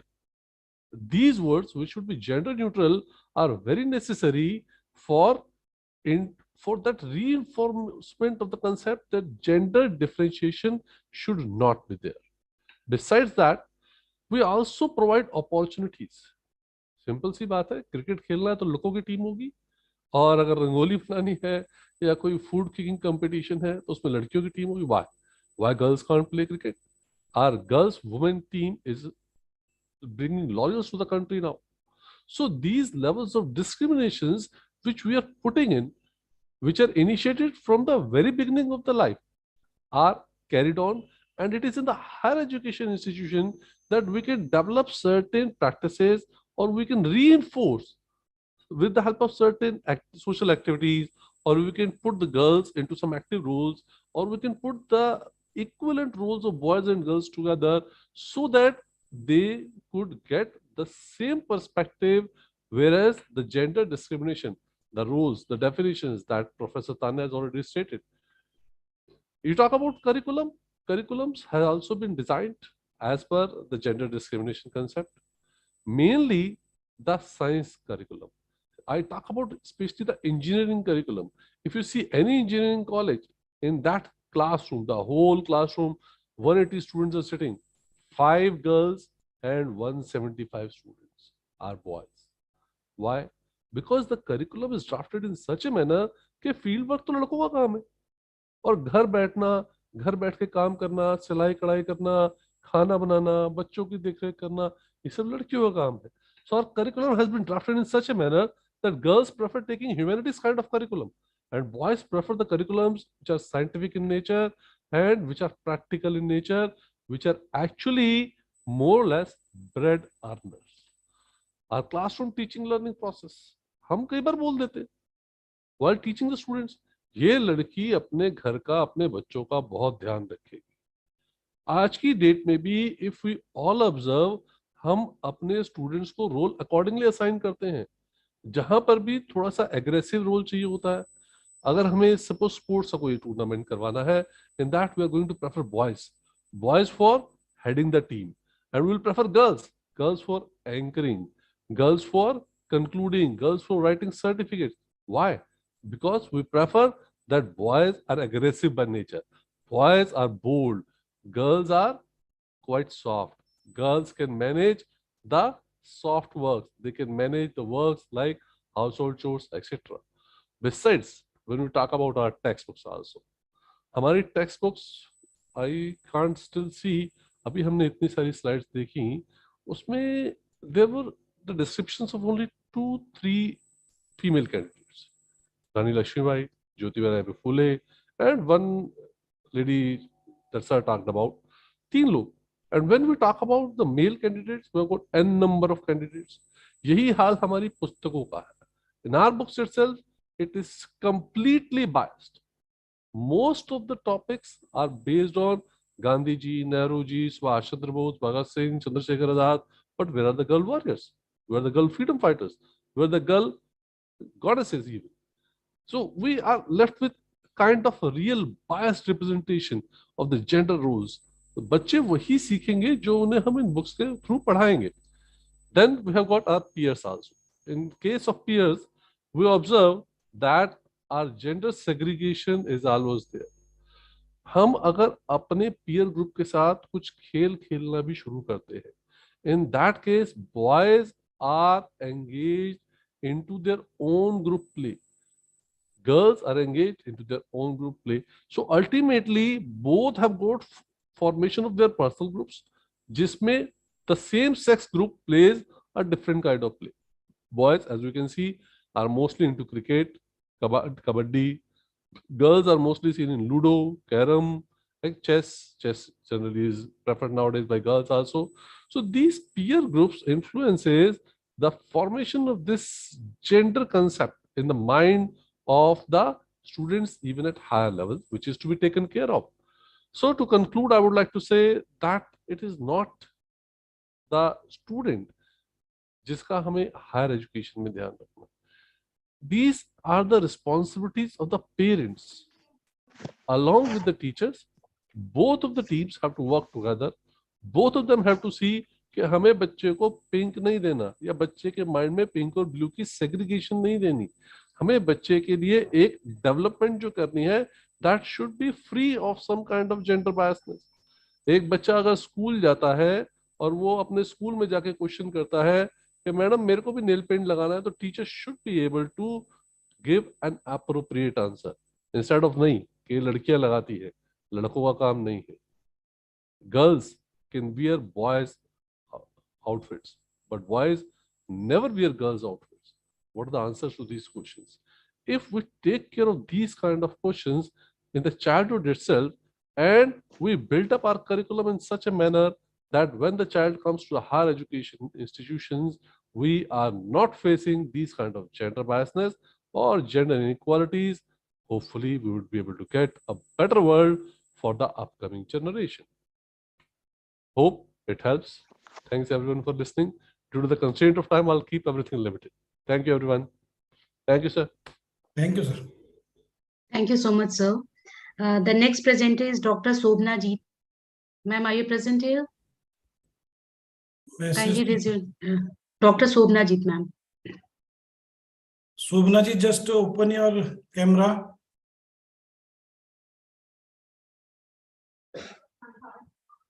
आप next announce कीजिए ma'am. Next is K. Mohima Singha. K. Mohima Singha. एक minute. Ma'am, kindly raise your hand. मोहिमा list में नजर नहीं आ रहा. Any other? Ma'am, sir, Mohima Singha ने hand raise किया है. Okay.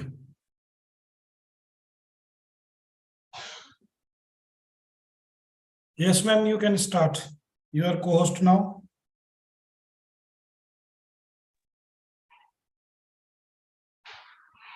रोजी में मुझे नेक्स्ट एक नेम और बता दीजिए जिससे कि मैं रेडी रहूं उसके लिए ना. Doctor Anjana Agarwal.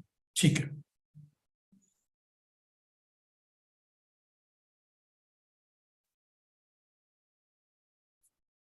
Good afternoon, everyone. I'm K. Mohima Singha, Assistant Professor, Hojai Girls College.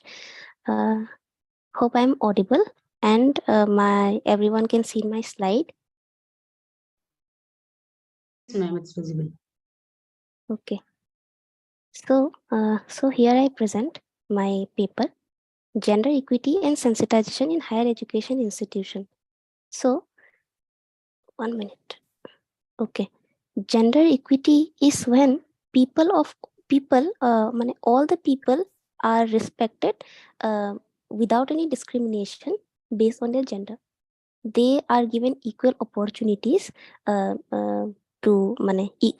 so that they can get access to better health, education, job opportunities, etc. So, but today in this world today, we see that we see more inequality than equality. Yes, we see slums existing side by side, luxury apartments, schools with world-class facilities, air-conditioned classrooms, and we also see schools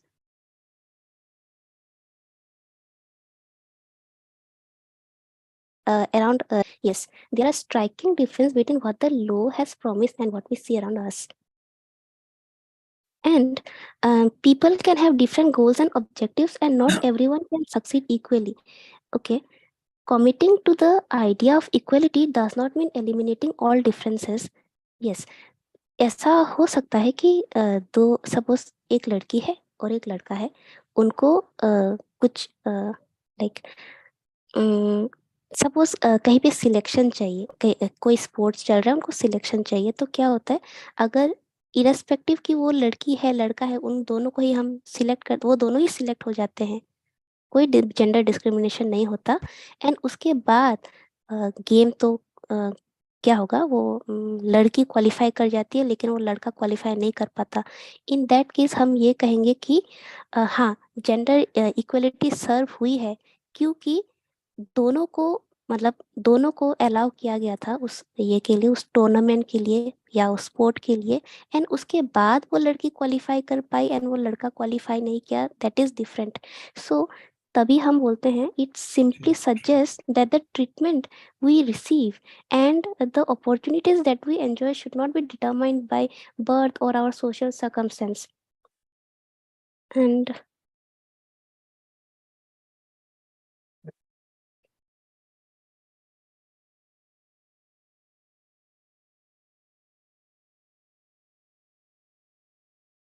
हाँ, all those men and उसके बाद कोई भी all those who engage in economic activity at any level whether high or low are called workers. Yes, तो क्या होता है, लेकिन हमारे इंडिया में about 70% of the employees are men and the rest are women. ऐसा इसलिए है, ये अंडर एस्टिमेशन इसलिए हुआ है क्योंकि एक मेजर पॉइंट इसका ये है कि जो वुमेन जो काम करते हैं लाइक कुकिंग, फेचिंग वाटर, इन सभी को हम इकोनॉमिक एक्टिविटीज नहीं मानते। तो क्या होता है, इसी वजह से अंडर एस्टिमेशन होता है, under estimation of female workforce participation rate in India. तो gender sensitisation gender sensitization refers to increased sensitivity in aspects of equality.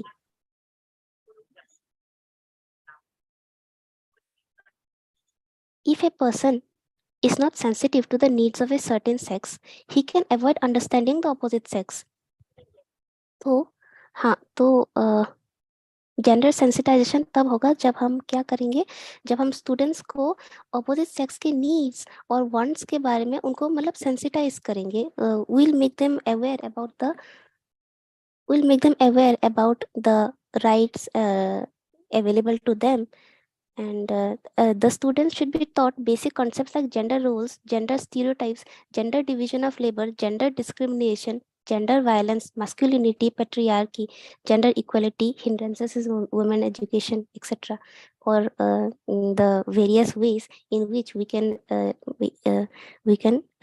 eradicate this issue. Next is the gender based division of work. तो क्या होता है, suppose अगर हम एक family में देखें, फैमिली मतलब एक कपल को अगर हम नोटिस करें किसी फैमिली में, तो जो मेल होता है, तो जो हस्बैंड होता है, क्योंकि वो मेल होता है, उसको हम ऐसा मतलब हम ये सोचते हैं कि वो बाहर जाएगा, he is the bread earner, बाहर जाके ऑफिस में काम करेंगे, और जो वाइफ होती है, because she is a female, she will work at home, she will do all the house hold chores, okay तो ये हो गया gender based division of work. So ऐसा नहीं होना चाहिए. Women can also work. तो जो हस्बैंड है वो भी हाउस होल्ड चोर्स में हेल्प कर सकते हैं. And gender stereotype. Gender-based discrimination which begins in childhood continues to rob children of their childhood and limit their opportunities, disproportionately affecting girls worldwide. Gender stereotyping may seem like a small problem on the surface, but on a wider scale, it is not a small issue. So, if you look at the picture here, masculine stereotype में क्या आता है? Masculine stereotype में हम ये देखते हैं कि जो मेल होते हैं वो they are aggressive, they are rational, they are exploitative, strategic, independent, boss, decision maker. And female stereotype कैसा होता है? हम ये मानते हैं कि जो लेडीज होती हैं वो इंट्यूसिव होती हैं, they are very sensitive towards other people. हाँ तो ओके तो ये सब क्या होता है? ये सारे जेंडर स्टीरियोटाइप की वजह से जो फीमेल्स होती हैं उनको बहुत अफेक्ट करती है. And not only females, it affects the male as well. क्योंकि क्या होता है, क्योंकि वो लोग ऐसे स्टीरियोटाइप उनको मिली है कि they should not express their feelings. उनको अपनी फीलिंग्स ये हाइड करनी है. उनको दुख लग रहा है, उनको रोना नहीं है. तो क्या होता है, ये आगे चल के उनको बहुत प्रॉब्लम फेस करना होता है.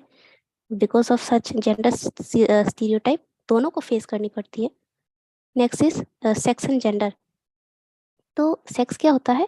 व्हाट इज सेक्स इज माने जो बायोलॉजिकल डिफरेंसेस होती हैं between a male and a female, like their genitalia, genetic differences. And gender on the other hand refers to the learned rules, norms and expectations of one gender. अगर कोई female है तो हम expect करते हैं कि दे विल बी, जैसे कि मैंने अभी पहले बोला फीमेल स्टीरियोटाइप मेल स्टीरियोटाइप के बारे में. तो ये क्या है? Gender will be the rules and norms जो सोसाइटी एक फीमेल या मेल के ऊपर इम्पोज करती है. So next is the patriarchy. We live in a patriarchal social system. Patriarchy is a social system where men and boys are considered superior over women and girls. So it is a social system that supports and sustains busy male-dominated society. तो क्या होता है? The patriarchal mentality has a profound effect on girls, greatly limiting their choices about what to wear, where to go, how to talk. ये सब. तो क्या होता है और ऐसा होता है कि जो पेट्रियार्कल सेटअप में द गर्ल्स उनको ज़्यादा ज़ोर से नहीं हंसना है, धीरे बात करनी है, स्माइल रखना है फेस पे, they should maintain their beauty, this and that. तो we live in a patriarchal setup, we need to change this. And तो क्या है, while our society is changing and women We are will conclude. Your time is over. Conclude in Okay. next 1 minute. Okay. So, okay, then I'd like to conclude. We must challenge the patriarchal mindset and ensure that both boys and girls have equal opportunities. All this will definitely take time, but if we start from early childhood, and as the saying goes, change begins from within. अगर हम सब अगर individual level पे ये सोचे कि to maintain gender equity, then I'm very sure the gender equity in India is difficult, but it is not impossible. So, okay. Okay, so I'd like to conclude. Thank you everyone for listening. Thank you, ma'am. Next is Dr. Anjana Agarwal, ma'am.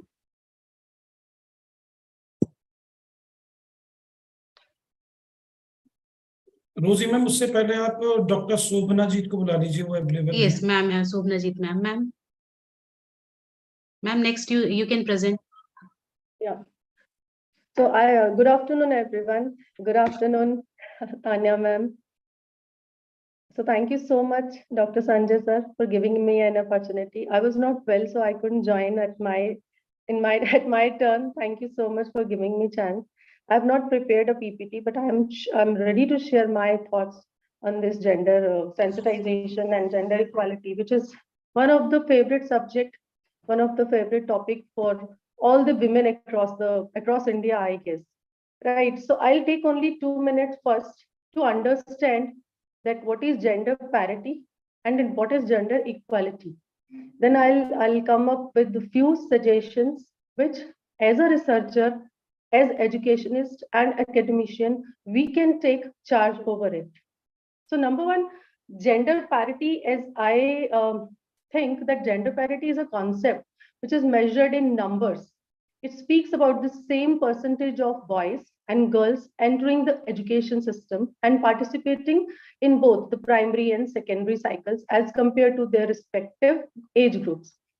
Now, gender parity is measured with the gender parity index, right?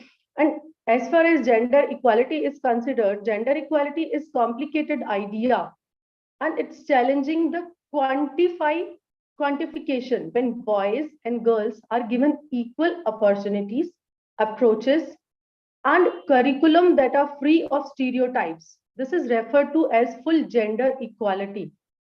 Now, if I look on the books and the curriculum and the study material and the government initiative to take up this charge, there is a plethora of acts for the women, for the gender equality. Right from the grand norm, the constitutional law of India, we talk about the equality under Article 14. We talk about no discrimination on the basis of age, sex, place of birth, and color under Article 15. And then we are talking about Article 16, where we talk about the equal opportunity in public employment, right? So first step which may be taken by the education ministry is that constitutional law, which is the supreme law and the grand norm from where all other laws are taking their sanction. Likewise, POSH Act. The POSH Act is taking its sanction from the Constitutional Law of India. Free and Compulsory Education Act, which came in 2010 to give free compulsory education to motivate girl child and to motivate students to come to the schools and get education. So first, foremost important thing is let people know that this is their right and Government of India is providing this to them. I'm sure that Professor Tanya ma'am must be agree with me that we are at KR Mangalam University, we are in an area where people are not aware about their rights. So until and unless we are not organizing and such type of events and we are not giving the platform to the people who are unaware about their own rights, this is a bit challenging for us to bring the gender equality in a system.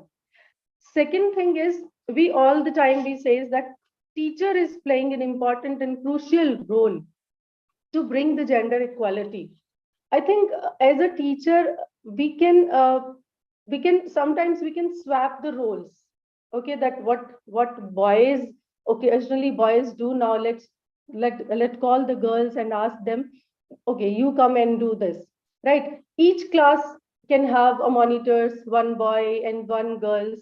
For activities and games, we can, in the schools, they can create the mixed groups in order to dismantle gender stereotypes and barriers.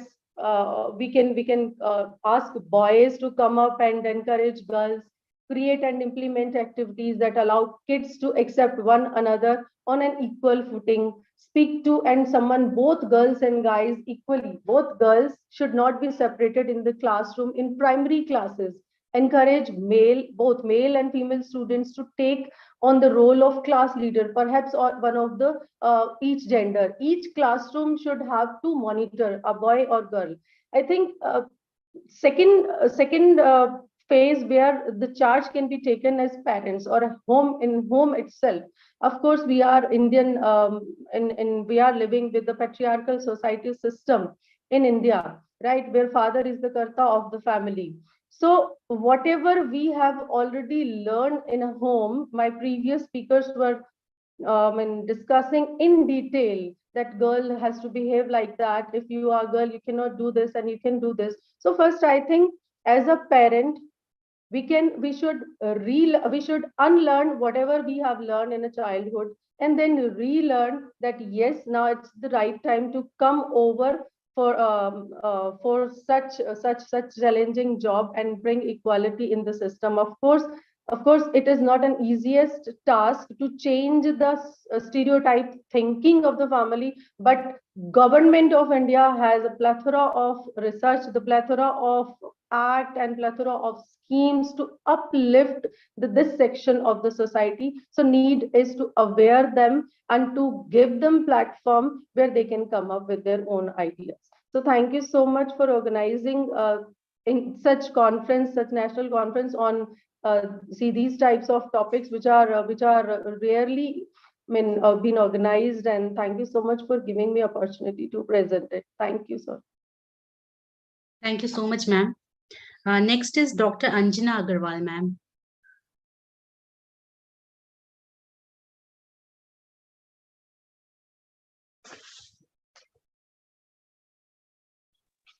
Ma'am, you can unmute yourself. Yeah, ma'am. First of all, I would like to thank Saraswati College of Professional Studies for providing me this support.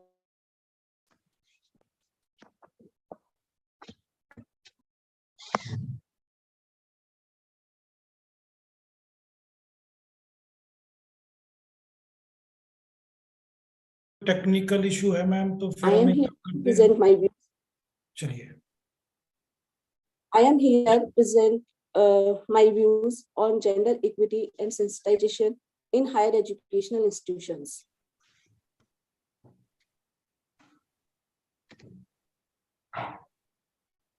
Just a minute, I am sharing my screen.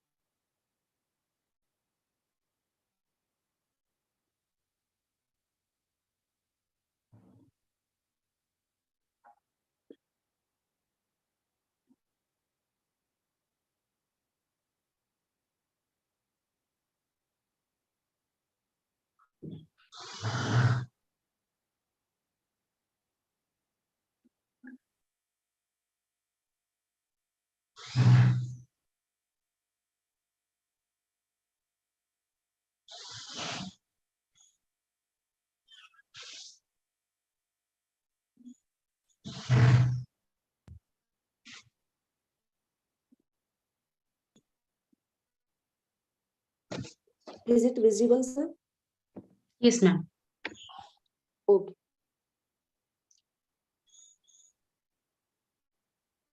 First of all, what is gender equity? Gender equity refers to a social and economic system that is free of gender discrimination. It is a system that provides equal opportunities and rights to men and women and eliminates gender-based disparities in all spheres of life, including education. Gender equity in higher education institutions is of utmost importance as it helps in providing a level playing field for both men and women to excel in their academic and professional pursuits. It is a process of being fair to women and men.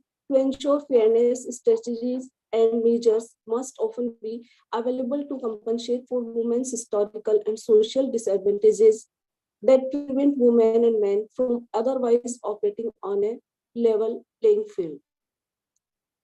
What is gender sensitivity? It refers to the process by which the children are made aware of how gender plays a role in life through their treatment of others. It manifests itself in recognizing privilege and discrimination around gender, especially women. Gender sensitivity training is used to educate the impressionable minds to be more aware and sensitive to gender with regard to all aspects of their lives. Now, what is sensitization?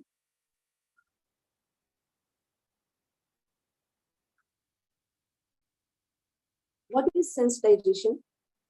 Sensitization refers to the process of making individuals aware of the issues of gender bias and discrimination.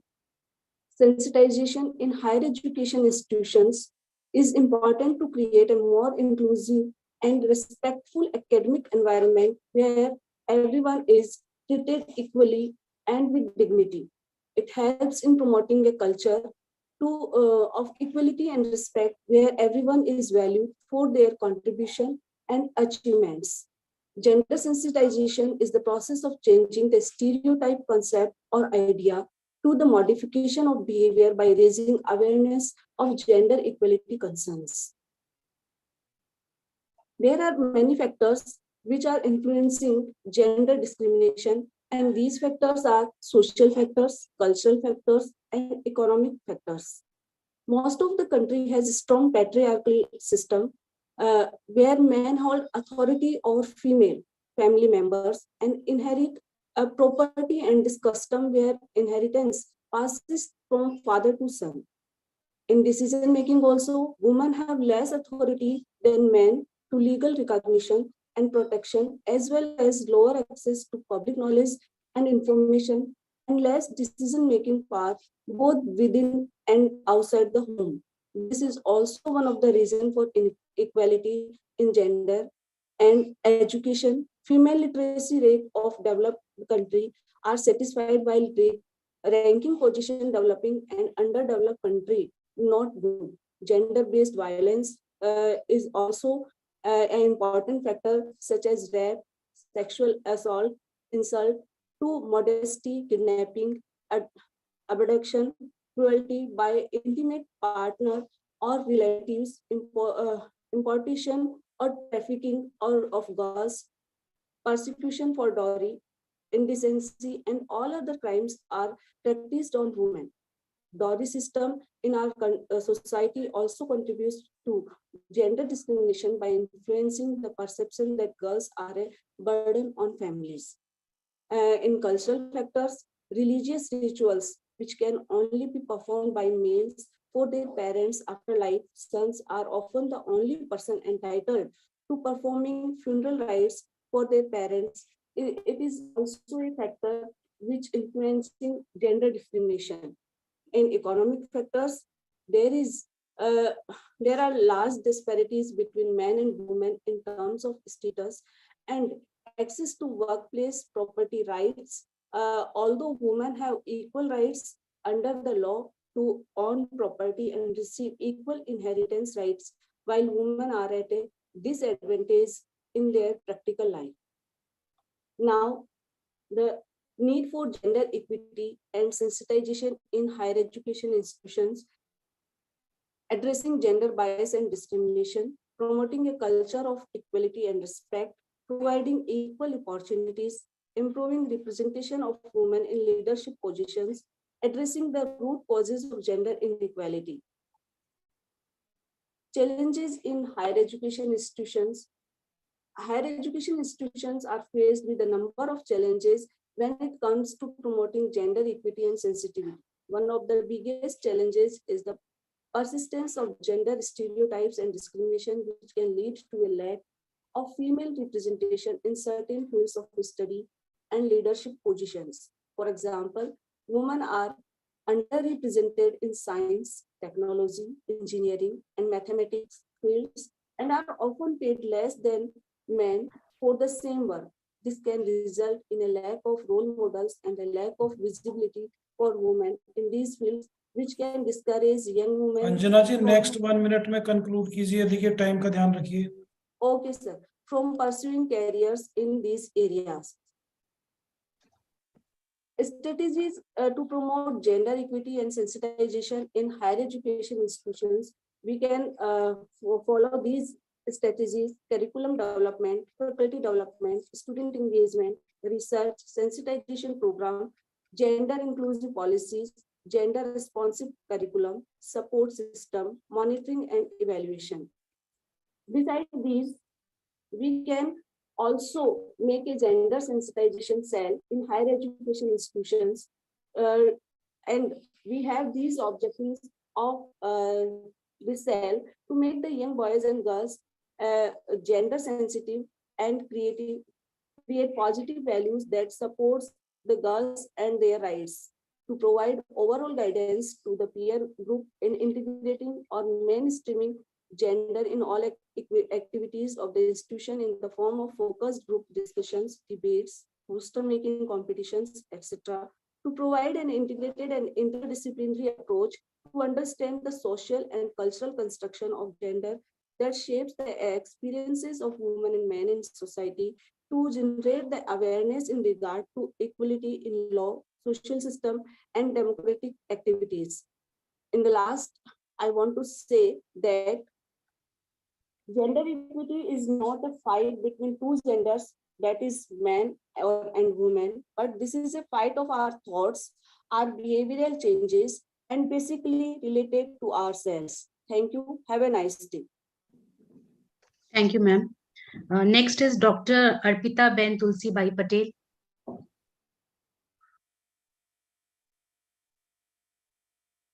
Ma'am, kindly raise your hand.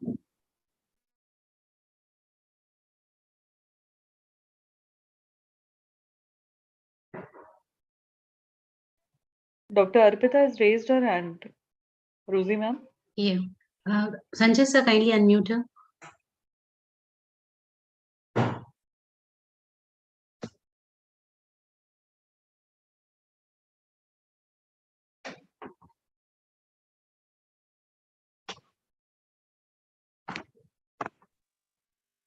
Hello. Yes, ma'am, you can start. Ma'am, I am audible? Yes, ma'am. Okay, ma'am. I'm sharing my screen, ma'am. Just a minute.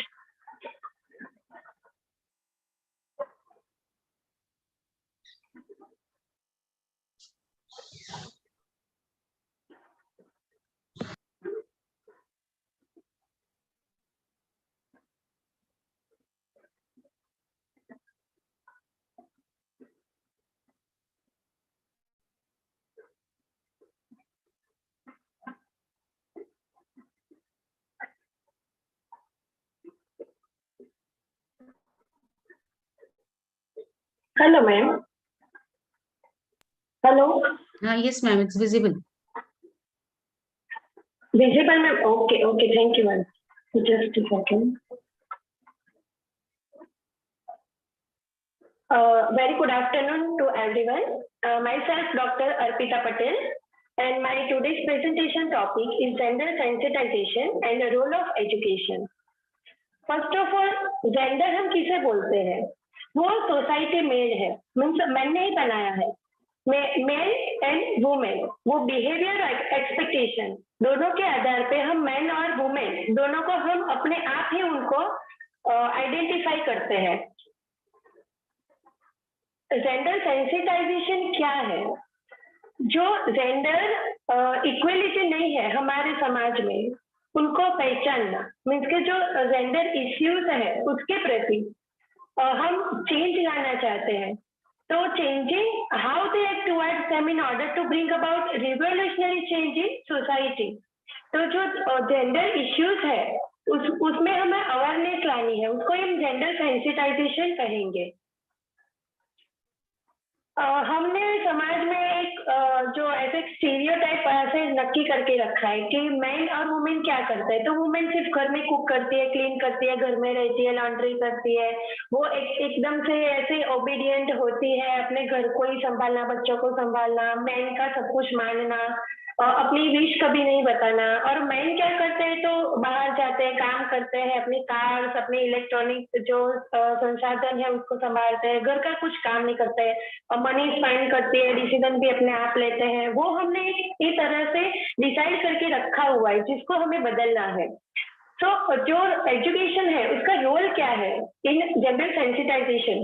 तो education ही एक ऐसा है जिसके through हम gender sensitisation कर सकते हैं, जो इश्यूज है उसे सॉल्व कर सकते हैं. कैसे? तो जो गैप है वुमेन और मैन के बीच में, वो हम वुमेन को एम्पावर करके उनको फुल्ली सोशली पार्टिसिपेट करवा के उसको omit कर सकते हैं. Teachers, only teachers are there who can influence their mentality on the man and woman, boy and girl. As an educator, what we can do? हमें क्या करना है कि जेंडर को सेपरेटली नहीं देखना है, हमें वर्क में, स्कूल में, कॉलेजेस में हमें जेंडर लाइन्स नहीं करना है। हमें ऐसा ही देखना है कि गर्ल्स और बॉयज दोनों एक है, उनको एक समान तौर पे काम देना है हमें। तो जेंडर इक्वलिटी हमें लानी है। वो क्या है? तो वो सभी जो कार्य है उसमें अच्छी तरह से पार्टिसिपेट करे। कौन? तो दोनों, बॉयज एंड गर्ल्स दोनों। और ऐसे ही ह्यूमन बीइंग के तौर पे हमें उन्हें लेना है, ना कि जेंडर के तौर पे। हमें उन दोनों को इक्वल अपॉर्चुनिटीज देनी है। वुमेन को भी हमें इक्वली वैल्यू करना है और मैन को भी सेम स्टेटस में देना है। दोनों को सोशली हमें सेम स्टेटस देना है, ना कि एक ऊपर है एक नीचे है। उनके दोनों को रोल्स और नीड्स दोनों को पहचान के उन्हें जज करना है। तो जेंडर इक्वलिटी में की प्रिंसिपल्स कौन से हैं कि ये सिर्फ वुमेन का कंसर्न नहीं है कि नहीं आप जेंडर इक्वलिटी लाओ, ये समाज के लिए है। सोसाइटी को अल्टीमेटली सोसाइटी को बेनिफिट होने वाला है। तो हमें जो स्ट्रेटेजिक नीड्स है उसमें जाना है, उनको इक्वल और meaningful participation of boys and girls, man women दोनों का बढ़ाना है हमें। तो इसके लिए क्या है? तो जो influence of family and community, वो जेंडर टाइपिंग में क्या है? तो जो फैमिली है उसका रोल फर्स्ट तो ये है कि जो फैमिली में गर्ल और बॉय दोनों चाइल्ड है तो उसको साथ में टास्क देना है। इक्वल लिमिट्स ऑफ बाउंड्रीज उसके लिए करनी है। गर्ल को ऐसा नहीं बोलना है कि नहीं बेटा तुम ये नहीं कर सकती, बॉयज को ऐसा नहीं बोलना है कि आप ये नहीं कर सकते। दोनों को हमें साथ में अच्छा तरह से साथ में काम देना है और उसके बाद मॉनिटर भी एक साथ करके एनकरेज दोनों को करना है। और जो दोनों एक्टिव है ऐसा सोचना है, ऐसा नहीं कि गर्ल पैसिव होती है वो ये नहीं कर सकती। और जो बायस होते हैं उनके बीच में भी वो हमें दूर करने हैं और दोनों से हमें सेम एक्सपेक्टेशन भी रखने हैं कि ये नहीं कर सकती, ये कर सकता है, ऐसा नहीं। जब कैरियर की बात आती है तो हमें लड़की को नहीं बोलना है कि तुम तो शादी करके चले जाने वाली हो तो ये करो, सिर्फ होम साइंस करो, ये तुम मत करो। बॉय को भी डिसीजन लेने देते हैं तो गर्ल को भी डिसीजन लेने का राइट होना चाहिए। जो एटमॉस्फेयर घर में मिलेगा उससे ही वो लोग आगे बढ़ सकते हैं। उसके स्किल्स को हमें एम्पावर करना है, उसको साथ में खेलने देना है। वो तानिया मैम ने बात कही कि जब फुटबॉल खेलते हैं, कबड्डी खेलते हैं, क्रिकेट खेलते हैं तो बॉयज खेलते हैं, गर्ल्स को नहीं खिलाते। ऐसा नहीं, अभी जैसे 2020 में गर्ल की आ गई, ऐसे बहुत साल पहले आनी चाहिए थी। ठीक है, तो कम्युनिटी का क्या रोल है कि फैमिली से निकल के वो बड़ा होके कम्युनिटी में आएगा। तो सोसाइटी का रोल है कि उसको सोसाइटी में इक्वल स्पेस देनी चाहिए, इक्वल अपॉर्चुनिटीज देनी चाहिए। Ma'am, it's already 5 minutes. Kindly conclude the presentation. या मैम, ओके मैम। उनको हमें स्कूल में जाके भी उनको हेल्प करनी चाहिए, एम्पावर करना चाहिए और जो फीमेल के लिए जो गलत चीज है उसको अवॉइड करनी चाहिए। एडल्ट जो बोलते हैं कि स्कूल में नहीं जाना है, आपको गर्ल को घर पे रहना है, कुछ बच्चों का बॉन्ड करना है, किचन में काम करना है, ऐसा नहीं होना चाहिए। तो लास्ट में कहना चाहूंगी जो डिस्क्रिमिनेटरी प्रैक्टिस है कि बॉयज को ज्यादा मनी देते हैं, ज्यादा फूड देते हैं, गर्ल्स को सिर्फ मम्मी को हेल्प करनी है, उसकी विश नहीं पूरी करनी है। जो फीमेल फीटर्स है उसको मार डालना है, वर्क पे भी उनको भेदभाव तरह से रखते हैं। एबॉर्शन में, फिर प्रेगनेंसी में उसका कुछ रोल नहीं होता है, उसको सिर्फ उसको जब बच्चा नहीं होता सिर्फ उसको ही ठहरा देता है कि तुम्हारे कारण नहीं होता। ये सब हमें अवॉइड करना है। सिर्फ हो सकता है एजुकेशन के कारण। एजुकेशन ही ऐसा है जो वुमन को एम्पावर कर सकता है, सेल्फ कॉन्फिडेंस दे सकता है, इकोनॉमिक इंडिपेंडेंस दे सकता है। Thank you so much ma'am for giving me opportunity. Thank you, ma'am. Next is Asha Sharma. I would request all the presenters to kindly adhere to the time because it's already 4 o'clock. तो 5 minute का time ले आप लोग। Next is Asha Sharma. आशा शर्मा, हाँ sir, Asha Sharma is present, unmute कर दीजिए।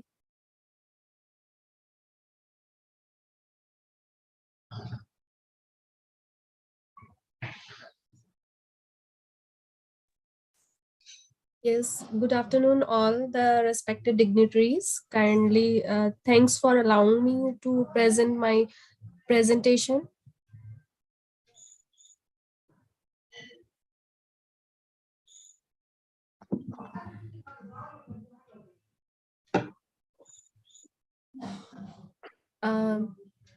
Sir, is it my screen is visible? नहीं, अभी विजिबल नहीं है.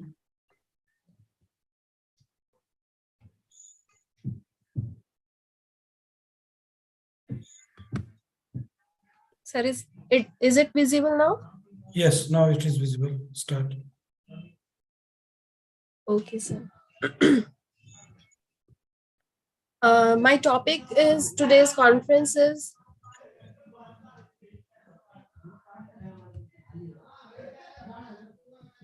the relevance of higher education in promoting gender equity and sensitivity.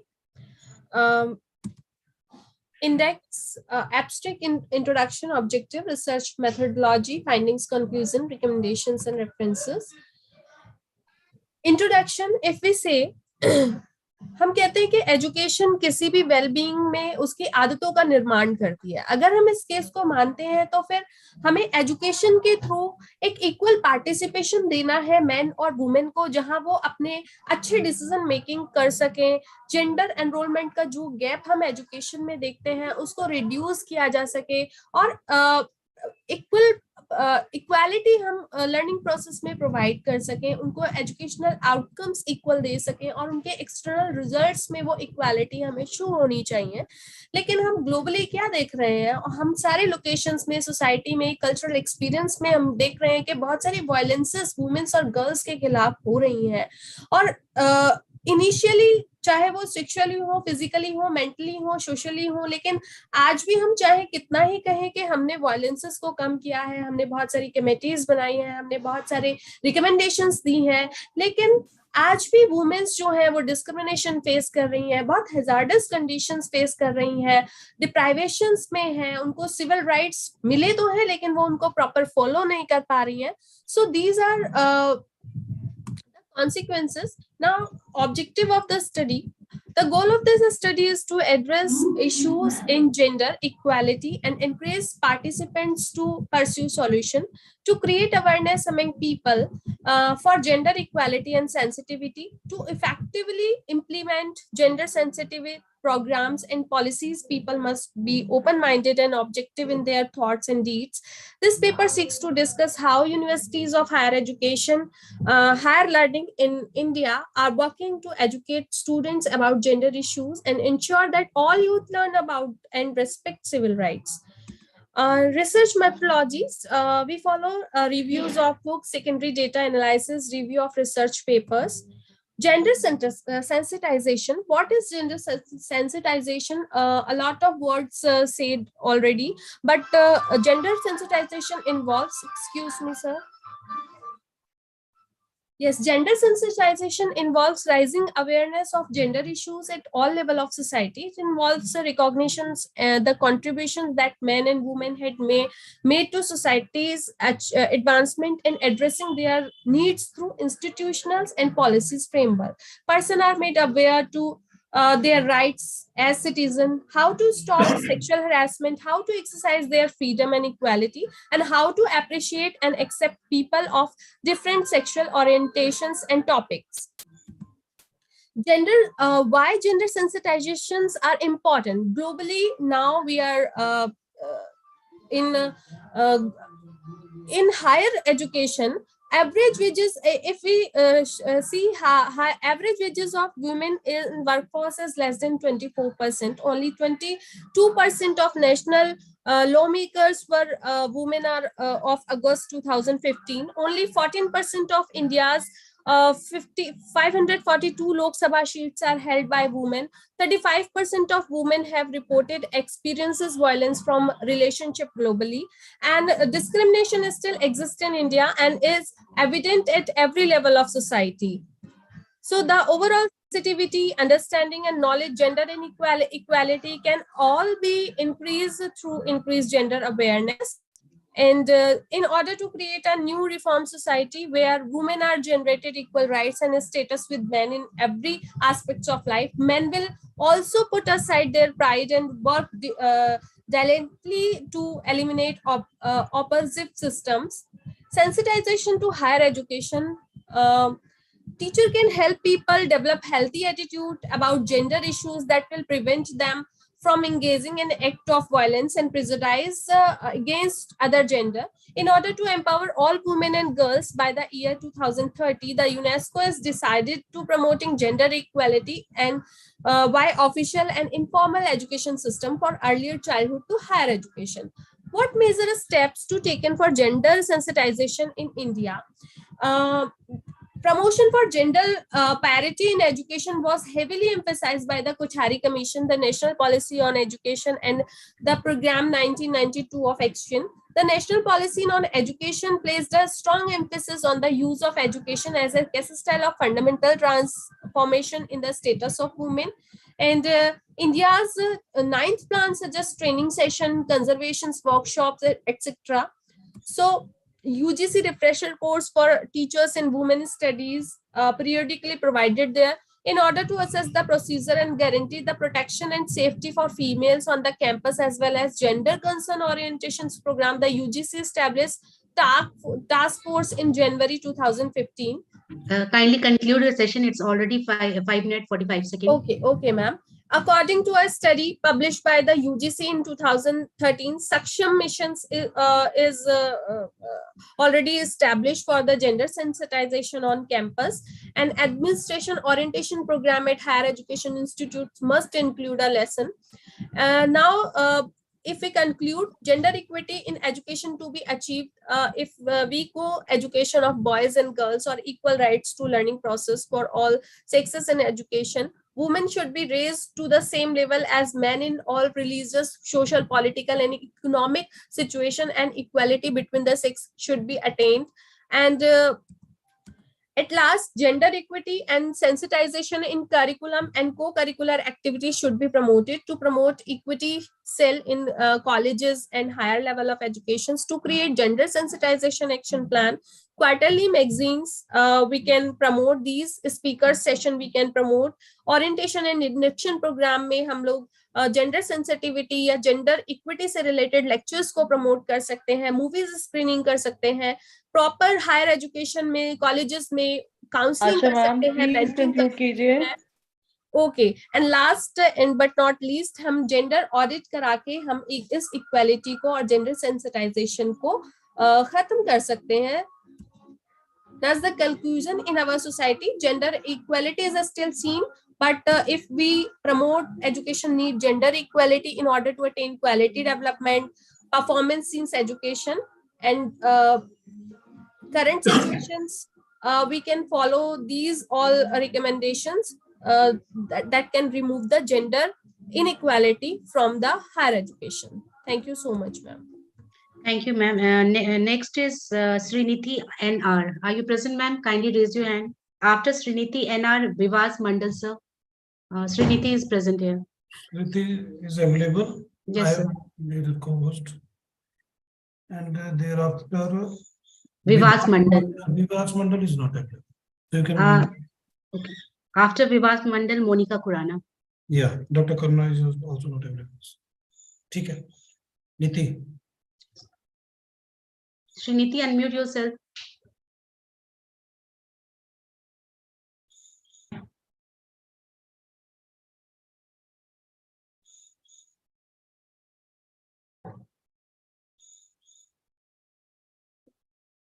Srinidhi, you can start.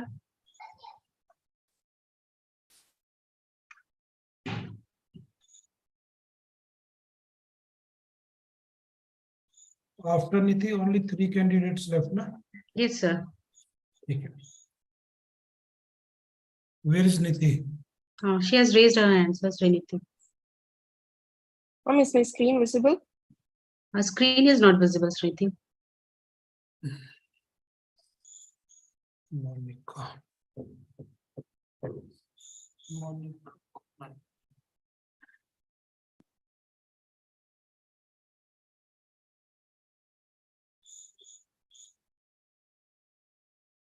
Sorry, ma'am, there is an issue in sharing my screen. I will continue my presentation now. Okay. Good evening, everyone. I'm Srinidhi, Research Scholar, Gobi Arts and Science College, Erode, Tamil Nadu. Today, I'm going to talk about how books are important in higher education to know about gender issues and how women struggled and attained their self-identity like men. Now I'm going to talk about such writer and her books. One such writer is Chitra Banerjee Divakaruni. She is an Indian American writer. Chitra Banerjee was born in Kolkata, India in 1956. She got her various awards in the field of literature. Divakaruni has recently published many poems, short stories, and novels that all deal with similar themes such as women's role in their society and the complexities of love between family members, lovers, and husband and wife. Now I'm going to deal about her books, Sister of My Heart and Vein of Desire. Sister of My Heart talks about the story of two sisters, Anju and Sudha, whereas the book Vein of Desire is a sequel to it. Sudha and Anju were born in the same house on the same day, 12 years apart, considered themselves as twins, and shared a strong bond. The cousins faced their physical separation when they got married. One stays in India, whereas the other goes to America. The writer Chitra Banerjee Divakaruni never failed to bring out the importance of family, women's struggles, and Indian tradition in her works. The writer also focused on the concept of dowry system. Even from the childhood, the mothers of Anju and Sudha started saving money for their dowry. But the bold girl Anju says a good family would never ask for dowries. The mother of Anju, Gauri, falls sick, so they plan to marry their daughters very early. Anju is very fond of going college, but she sacrificed her big dream of not going college and got ready for marriage. The Sanyal family approached Sudha for marriage, and Sudha was in great sorrow for getting married. Now Anju, who is soon engaged to Sunil, who works in America. Chitra Banerjee Divakaruni brought out the theme of patriarchy by the character Manjumdar, who is Sunil's father. He doesn't even respect his wife. He thinks that woman's soulful duty is to serve her husband no matter what. There is another peculiar character in this novel who is Mrs. Sanyal, mother-in-law of Sudha. She wanted Sudha to get pregnant, but she was not, and she wanted Sudha to consult a doctor. And the doctor told that there is nothing wrong in Sudha's body. But still, Sudha's mother-in-law was not convinced and consulted another doctor. The doctor told there is nothing wrong in Sudha's body. The problem is within her son's body. But the mother-in-law of Sudha was not convinced, and she doesn't obey what the doctor suggested. Later, Sudha got pregnant anyhow, and the whole family was very happy, and her mother-in-law took great care of Sudha. Later, a sudden twist occurs when they came to know that Sudha is carrying a girl child in her womb. Mrs. Sanyal wanted a grandson, so she forced Sudha to abort. Sudha cannot tolerate this condition, and she walked out of the Sanyal house. Later, she was divorced. She took such a brave decision and came out of that horrified house. She thought that her husband would stand to her whenever the great struggle occurs, but she got only the huge disappointment. At the moment, Sudha felt that she doesn't need any man around. She can take care of herself and her child. Meanwhile, Anju, who is in America, who is also pregnant, wanted her lonely Sudha to stay with her in America. So she worked hard and had a miscarriage, and she cannot accept that her child is dead. She undergone a trauma, and Anju's husband Sunil was not able to bring her out of the trauma. A phone call from Sudha made Anju to come out of the shell. Sudha was about to take flight to America to care her sweet sister. When there is obstacles, they both stood for each other. Later, when Sudha comes to America, there occurs a sudden change in Anju's life. Sunil is very much attracted to Sudha. Sunil wanted divorce from Anju, and he wanted to get married. Ma'am, kindly conclude your presentation. Only 1 minute left, ma'am. Please adhere to the time. Yes, ma'am. Yes, ma'am. Later, after many consequences, Anju and Sudha stood for each other. They took a brave decision that they no need men or anyone in their life. They started to take care of themselves and stood on their own leg. So this presentation shows how books are important to understand gender and its role in society. Thank you, ma'am. Thank you, sir. Thank you, Sriniti, ma'am. Next is Monica Khurana. Monika, आपको co-host बना दिया गया है. Kindly unmute yourself. Am I audible, ma'am? Yes, Monica. Please give me a 1 minute, ma'am, to share my screen.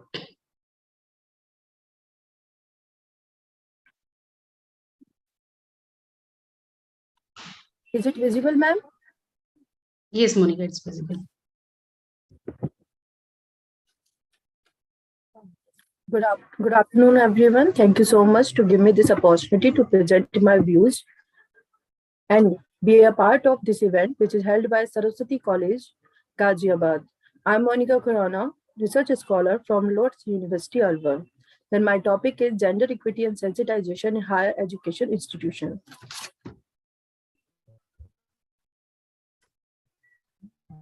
First of all, when we talk about the gender equity, there are male or female, both are equally participate in this matter. The persistent gender equality that currently exists of the and developing world is receiving increasing attention from economists, policymakers, and the public.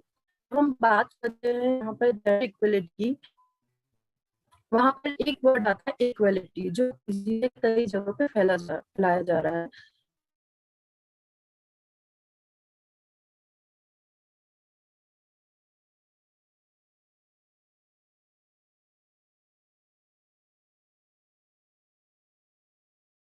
I think there's some technical issue, sir.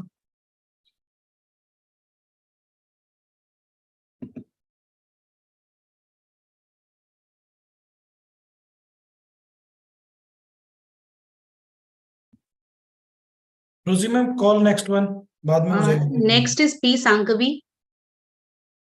P. Sankavi. She is also co-host. Yes. You can start. P. Sankavi, you can start. Yes, ma'am.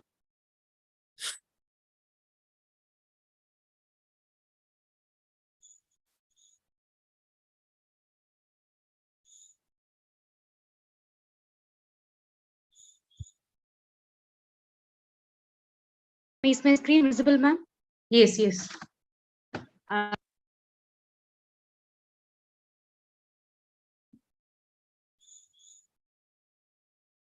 You can start, Sankavi, it's visible.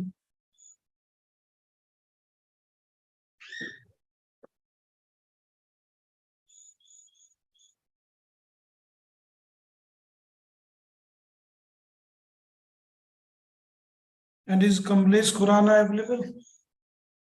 Because Kamlesh Khurana, last candidate. Yes, sir, Kamlesh is there. Okay, ठीक है.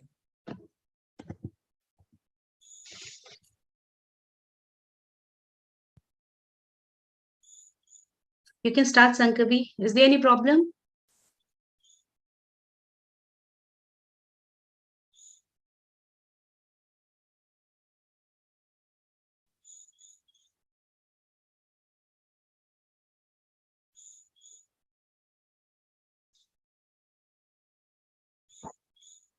Sankavi, unmute yourself.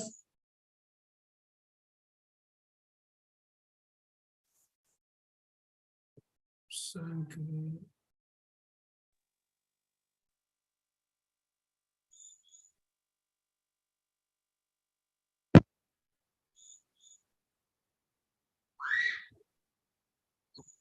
So we can take the next participant. Yes, yes, yes. Kamlesh.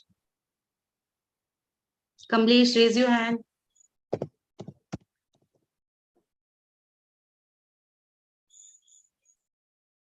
Wait a minute.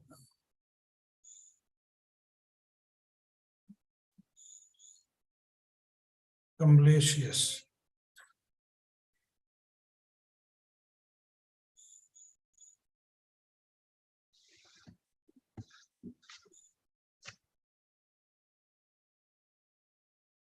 Unmute yourself, Kamlesh ji.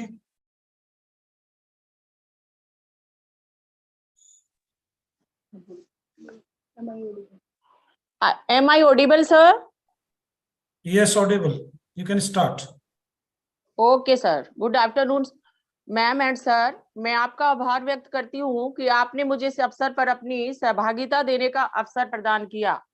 मैं Kamlesh Khurana, assistant professor and PhD scholar आज इस topic पर लैंगिक समानता को बढ़ावा देने के लिए उस संस्थानों द्वारा किए गए उपाय पर अपने विचार व्यक्त करना चाहती हूँ।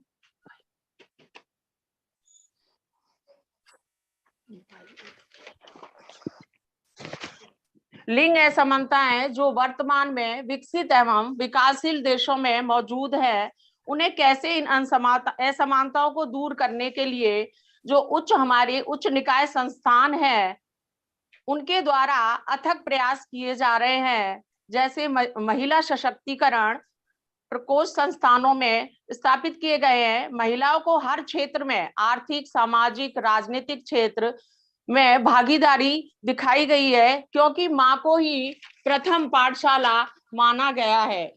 माँ ही वो प्रथम अध्यापिका होती है जो अपने बालक का, और अगर माँ पढ़ी लिखी है, एक घर में महिला शिक्षित है, तो वह अपने परिवार के उज्जवल भविष्य को संवार सकती है।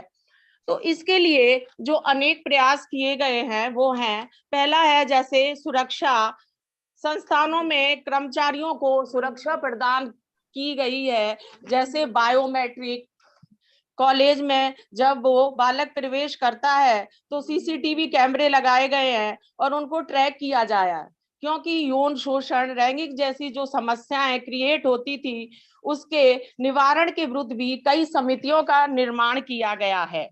दूसरा है परामर्श, संस्था के अंदर व्यक्तिगत छात्रों को जो समस्याएं होती थी कि कैरियर का विकास कैसे किया जाए, उसके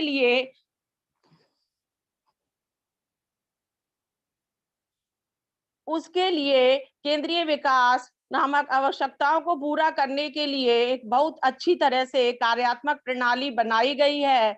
और विद्यालय, महाविद्यालयों के अंदर अनेक गतिविधियों का आयोजन किया जाता है, जिससे कि बालकों को परामर्श प्रदान किया जा सके। नेक्स्ट है हमारा कॉमन रूम। सभी के लिए हर कॉलेज में कार्यालय, हॉस्टल, प्रतीक्षा क्षेत्रों में कॉमन लॉज की सुविधा प्रदान की गई है। अलग अलग महिलाओं के लिए कमरे बनाए गए हैं, लड़कों के लिए अलग व्यवस्था की गई है। नेक्स्ट है हमारा स्टाफ के बच्चों के लिए डे केयर सेंटर। प्राचीन काल में होता था कि महिलाओं को सर्विस करने नहीं दी जाती थी, ये कह दिया जाता कि आप परिवार को संभालो, बच्चों की लिए उनको घर ही बैठा दिया जाता था। लेकिन आजकल विश्वविद्यालय में काम के घंटों के दौरान कर्मचारियों के छोटे बच्चों को संभालने के लिए क्रैच वगैरह केयर सेंटर की स्थापना कर दी गई है, जिससे कि वो लोग हैं अपने बच्चों को भी संभाल सके और वह अपनी उसके अंदर भागीदारी भी दे सके। नेक्स्ट है स्टाफ के बच्चों के लिए day care centre. Day care centre की भी स्थापना की गई है, जो प्रशिक्षित कर्मचारी हैं, खेल खेल में उनके बच्चे वहां पे पढ़ सके और वह किसी भी प्रकार के दुर्व्यवहार और समस्याओं से उनको बचाया जा सके। नेक्स्ट है लिंग संवेदीकरण पर प्रयास किए गए हैं। स्टाफ अनुपात में लिंग समानता, ऐसा नहीं है मैन और वुमेन में भेदभाव किया जाए कि जेंट्स स्टाफ ज्यादा रखा जाए, यानी मेल स्टाफ ज्यादा रखा जाए और जो लेडीज स्टाफ है वो कम रखा जाए। अब भर्तियों में भी समानता कर दी गई है। परिसर आधारित गतिविधियां हैं, छात्रों, संकायों और कर्मचारियों को कॉलेज स्तर पर अतिथि व्याख्यान दिलवाए जाते हैं। अंतर्राष्ट्रीय महिला दिवस मनाया जाता है और क्या कहते हैं, अंतर्राष्ट्रीय पुरुष दिवस, शिक्षक दिवस, मातृ दिवस, जिससे उनको अधिक से अधिक उसमें भागीदारी मिल सके और उनमें लिंग समानता पर जागरूकता उत्पन्न हो सके। और डोर टू डोर जाकर महिलाओं को जागृत किया जा रहा है कि वो शिक्षित हो। मैम 5 मिनट हो गया है, काइंडली कंक्लूड कीजिए। Kamlesh ma'am, it's already 5 minute. Conclusion है कि भेदभाव को समाप्त करने के लिए महिला समानता को बढ़ावा देना चाहिए और उनमें जागरूकता फैलानी चाहिए कि पुरुष और महिला दोनों समान हैं, किसी प्रकार का भेदभाव नहीं। बचपन से ही बालिकाओं के अंदर उनके अंदर ये भावना पैदा कर देनी चाहिए कि आपको हर क्षेत्र में जाना है, उनके साथ किसी प्रकार का भेदभाव नहीं होगा और सरकार द्वारा पूर्णतः उनको सुरक्षा प्रदान करी गई है। Thanks, ma'am. Ji Thank you, Kamlesh ma'am. रोजी मैम, Yes, sir. ये मोनिका और ये 3 मिनट्स दे दीजिए इनको, क्योंकि ये वापस रिजॉइन कर गए हैं, उनकी रिक्वेस्ट भी आ गई है, प्रेजेंट करना चाहते हैं। ठीक है, Monica and Sankavi, we are giving you 3 minute. आप 3 मिनट में आप अपना प्रेजेंटेशन कीजिए. और कोई मत ऐड कीजिएगा, 2 लोग हैं जो 3 मिनट्स करके और फिर कंक्लूड करिए। Monika, you can start. Yes, ma'am.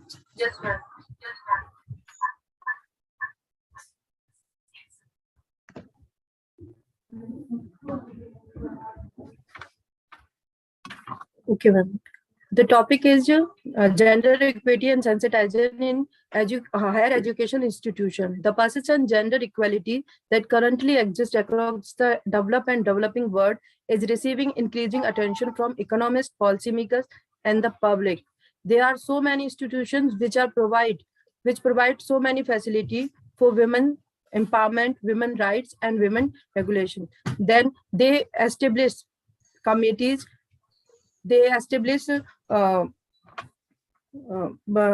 empowerment cell to accomplish gender equity, making women faculty and female students as key position in organization various FDP and STTP, enrolling women faculty members in this.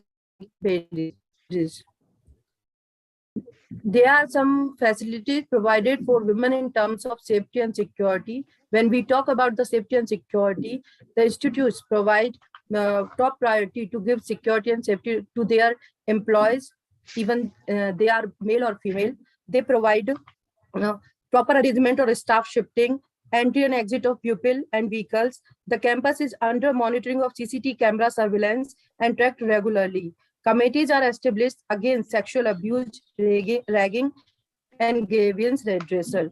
When we talk about the counseling, then institutes offer orientation activities and counseling sessions for young aspirants. Basically, they are learner-centered. When we talk about common rooms, so in institution, they provide separate ladies' room, waiting rooms with locker facility. Campus clinics are provided for taking rest in care of any illness or health problem. Daycare center for children of the staff. There are so many women who are working in organization and institutions, but they are a mother also. So for them, a daycare center for their children of the staff are provided there. Efforts for gender sensitization, there are some points like gender equity in staff ratio, campus-based activities, distress relief and rehabilitation, embedded curriculum, atomic research center on gender equity areas, gender-based student projects, thesis and research publication. Women scholarship and financial assistance. Monica, kindly conclude your presentation. Yes, there are some points: infrastructural support, internal regulation, social sensitization program, digitalization, and women-sensitive facilities. There is some emerging topics like leadership and entrepreneurship. Women are more effective leaders when they have access to education, resource, and a diverse environment with representation. Finally, the topic of sustainability is worth mentioning as it's the primary objective of the SDGs and is closely associated with societal well-being as society grapples with the effect of climate changes and increasing depletion of natural resources.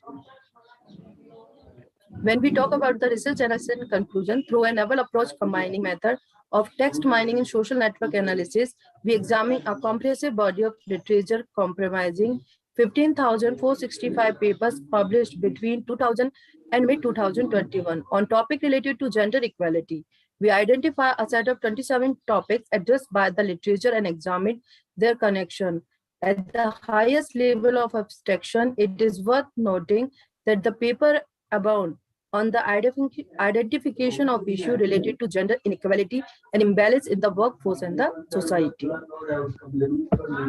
Thank you so much, sir. Thank you, Monica. P. Sankavi. Am I audible, ma'am? Yes, you're audible.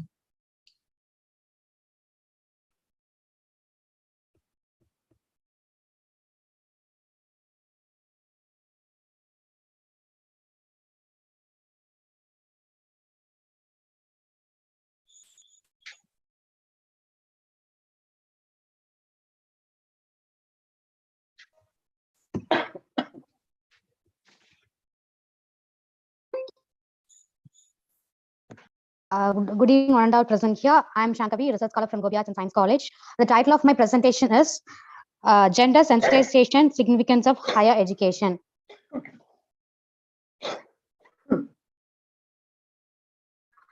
Violence, crime against women is a worldwide problem which occurs in all regions of societies and culture. Gender sensitization is very important in today's society. This creates awareness about gender issues so that people can understand the significance of giving men and women equal opportunity. Education institutions should play a role in sensitizing students to gender issues through courses and programs.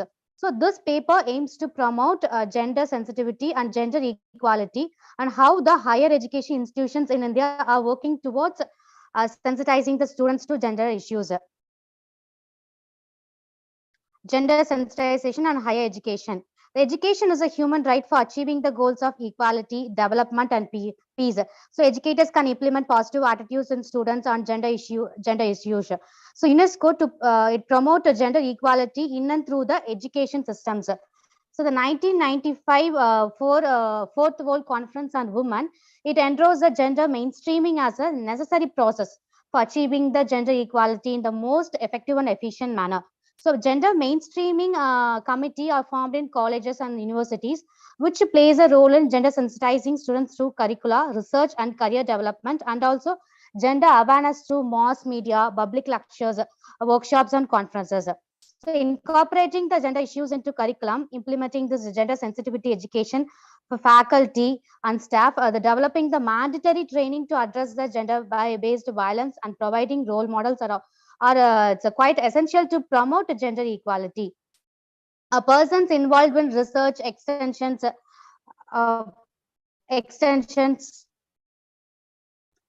and rural development should be given training to carry on sensitization programs for men and women in villages. So they involve them in discussions about issues that affect women and other life experience. So major steps taken for the gender sensitization in India. The National Policy on Education, it says that education will be used as an agent of basic change in the status of women. So the UGC also has promoted to the women's studies programs in the country since the 7th plan period. So the 11th plan of India recommends training programs, discussions, workshops, etc. to increase sensitivity to gender issues involving teachers in the university and college level. So outcome of the strategies. According to a report of the All India Survey on higher education, total enrollment in the higher education has been estimated to be 35.7 million with 19 million boys and 16.7 million girls. So girls constitute 46.8% of the total enrollment. So women studies. Shankavi, it's already 3 minutes. Kindly conclude your presentation. Okay, ma'am. So I would like to conclude. It is important to increase awareness that gender equality is not a women's issue, but a human and societal issues. The educational institutions must realize it is their duty to inculcate gender sensitivity in students and create gender-friendly environment in the campus that will help in the building a rational, equal, and the inclusive society. Thank you. Thank you, Shankavi. Now I would request Sonal Chabra ma'am to conclude the session.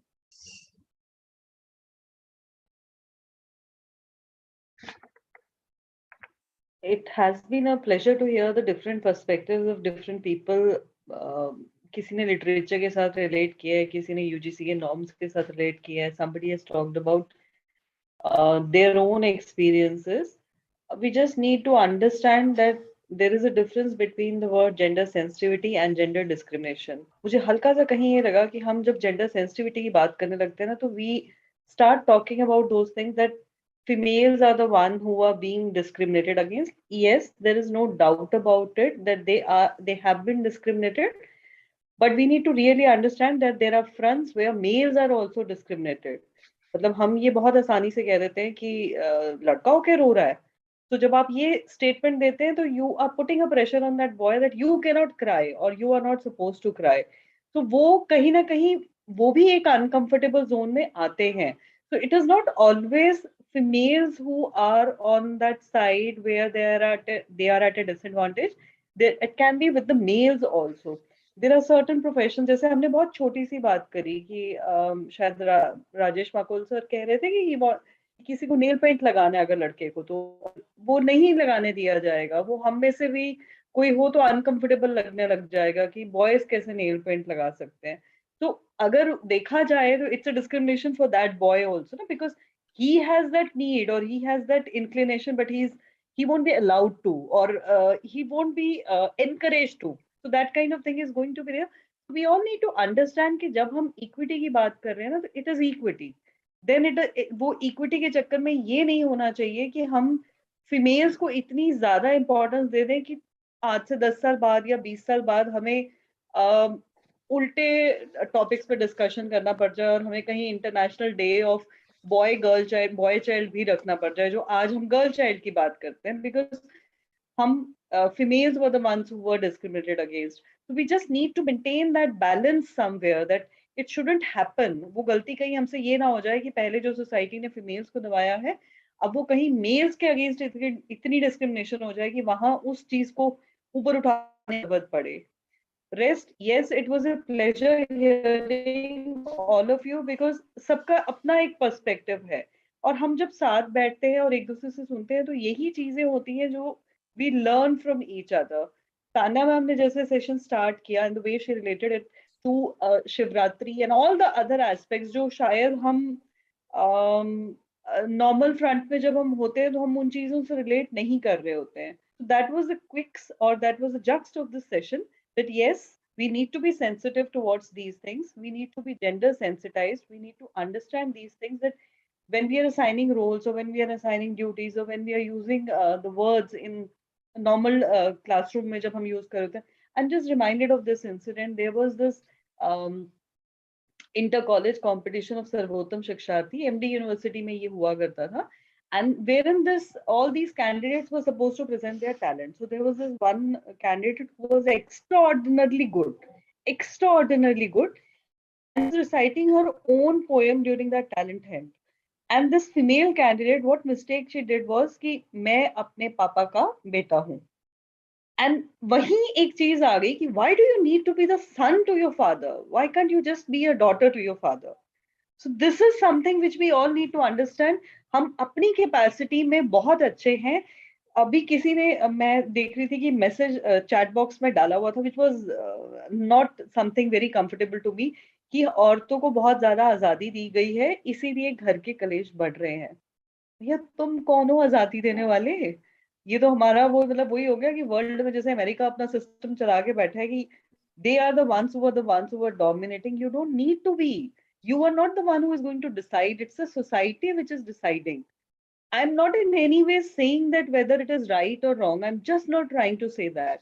हमारा एक system था, अगर हम mythology की बात करें तो there were a lot of roles which were divided. Females का एक अलग sect था, males का एक अलग sect था, and there was no harm in it also.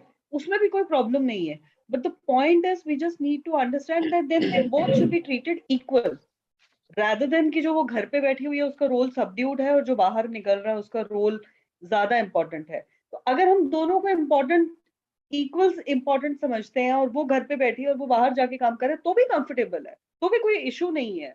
भाई पूरा हमारा जो आश्रम धर्म की थ्योरी थी वो 4 सिस्टम्स में डिवाइड किया. कर्म के हिसाब से आपको एक धर्म मिलता था, आपका एक पर्टिकुलर रोल होता था और आप उसी रोल में रहते थे और सोसाइटी बड़ी कंफर्टेबली काम कर रही थी, क्योंकि कहीं ना कहीं ये अंडरस्टैंडिंग थी कि जो ब्राह्मण्स का रोल है वो ब्राह्मण ही कर सकता है, लेकिन जो शूद्र का रोल है वो शूद्र ही कर सकता है, और दोनों की अपनी जरूरत है सोसाइटी के अंदर. The same thing holds for the family and the same thing holds for the role of the male and the female in the family. तो अगर हम उस कंफर्ट जोन में आ जाएं जहां हम ये कहें कि दोनों का रोल इक्वली इंपॉर्टेंट है, जो भी रोल है, तो वो चीजें स्मूथ चलने लग जाएंगी. But till the time we have that discrimination, till the time we are not able to maintain the gender equity, then definitely it's going to be an issue. And higher education institution से better कोई जगह नहीं हो सकती इस चीज को, platform को बनाने के लिए. अगेन स्कूल्स का अपना रोल है क्योंकि वहां से चीजें बननी शुरू होती हैं, बट हम उस जनरेशन को डील कर रहे होते हैं जिसने आगे रियर करना है उन बच्चों को. They are going to be the ones who are going to have a family, going to be the ones who are going to have kids, and then they are going to be the one who are going to nurture those values in their families.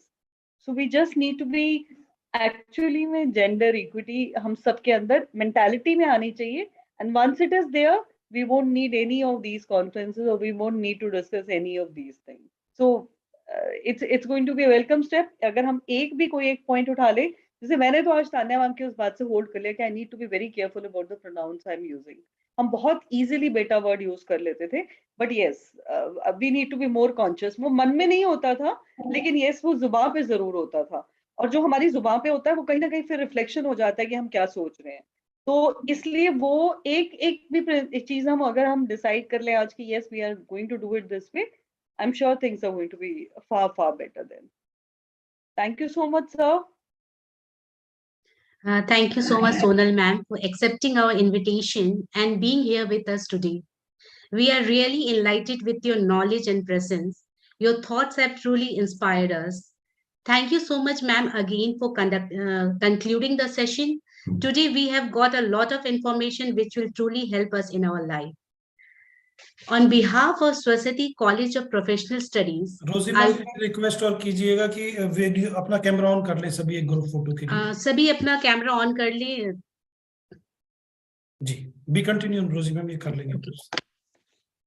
On behalf of Swasati College of Professional Studies, I express my heartfelt thanks to the guest speaker, Dr. Tanya Gupta ma'am, session chair, Dr. Sonal Chhabra ma'am. I would like to thank Kesav Bhandarkar sir for taking his valuable time out and ensuring his presence here. I would also like to thank organizing team, Dr. Krishna Thakur sir, Dr. Satendra Gupta sir, Dr. Sanjay sir, Dr. Anita Singh ma'am, Nirmal Singh sir, and all the faculties from various parts of India. Thank you so much to all the presenters for outstanding presentation you have made today. Last not the least, I would like to thank all the students present here. Thank you so much. Thank you. Kindly fill the feedback form before leaving.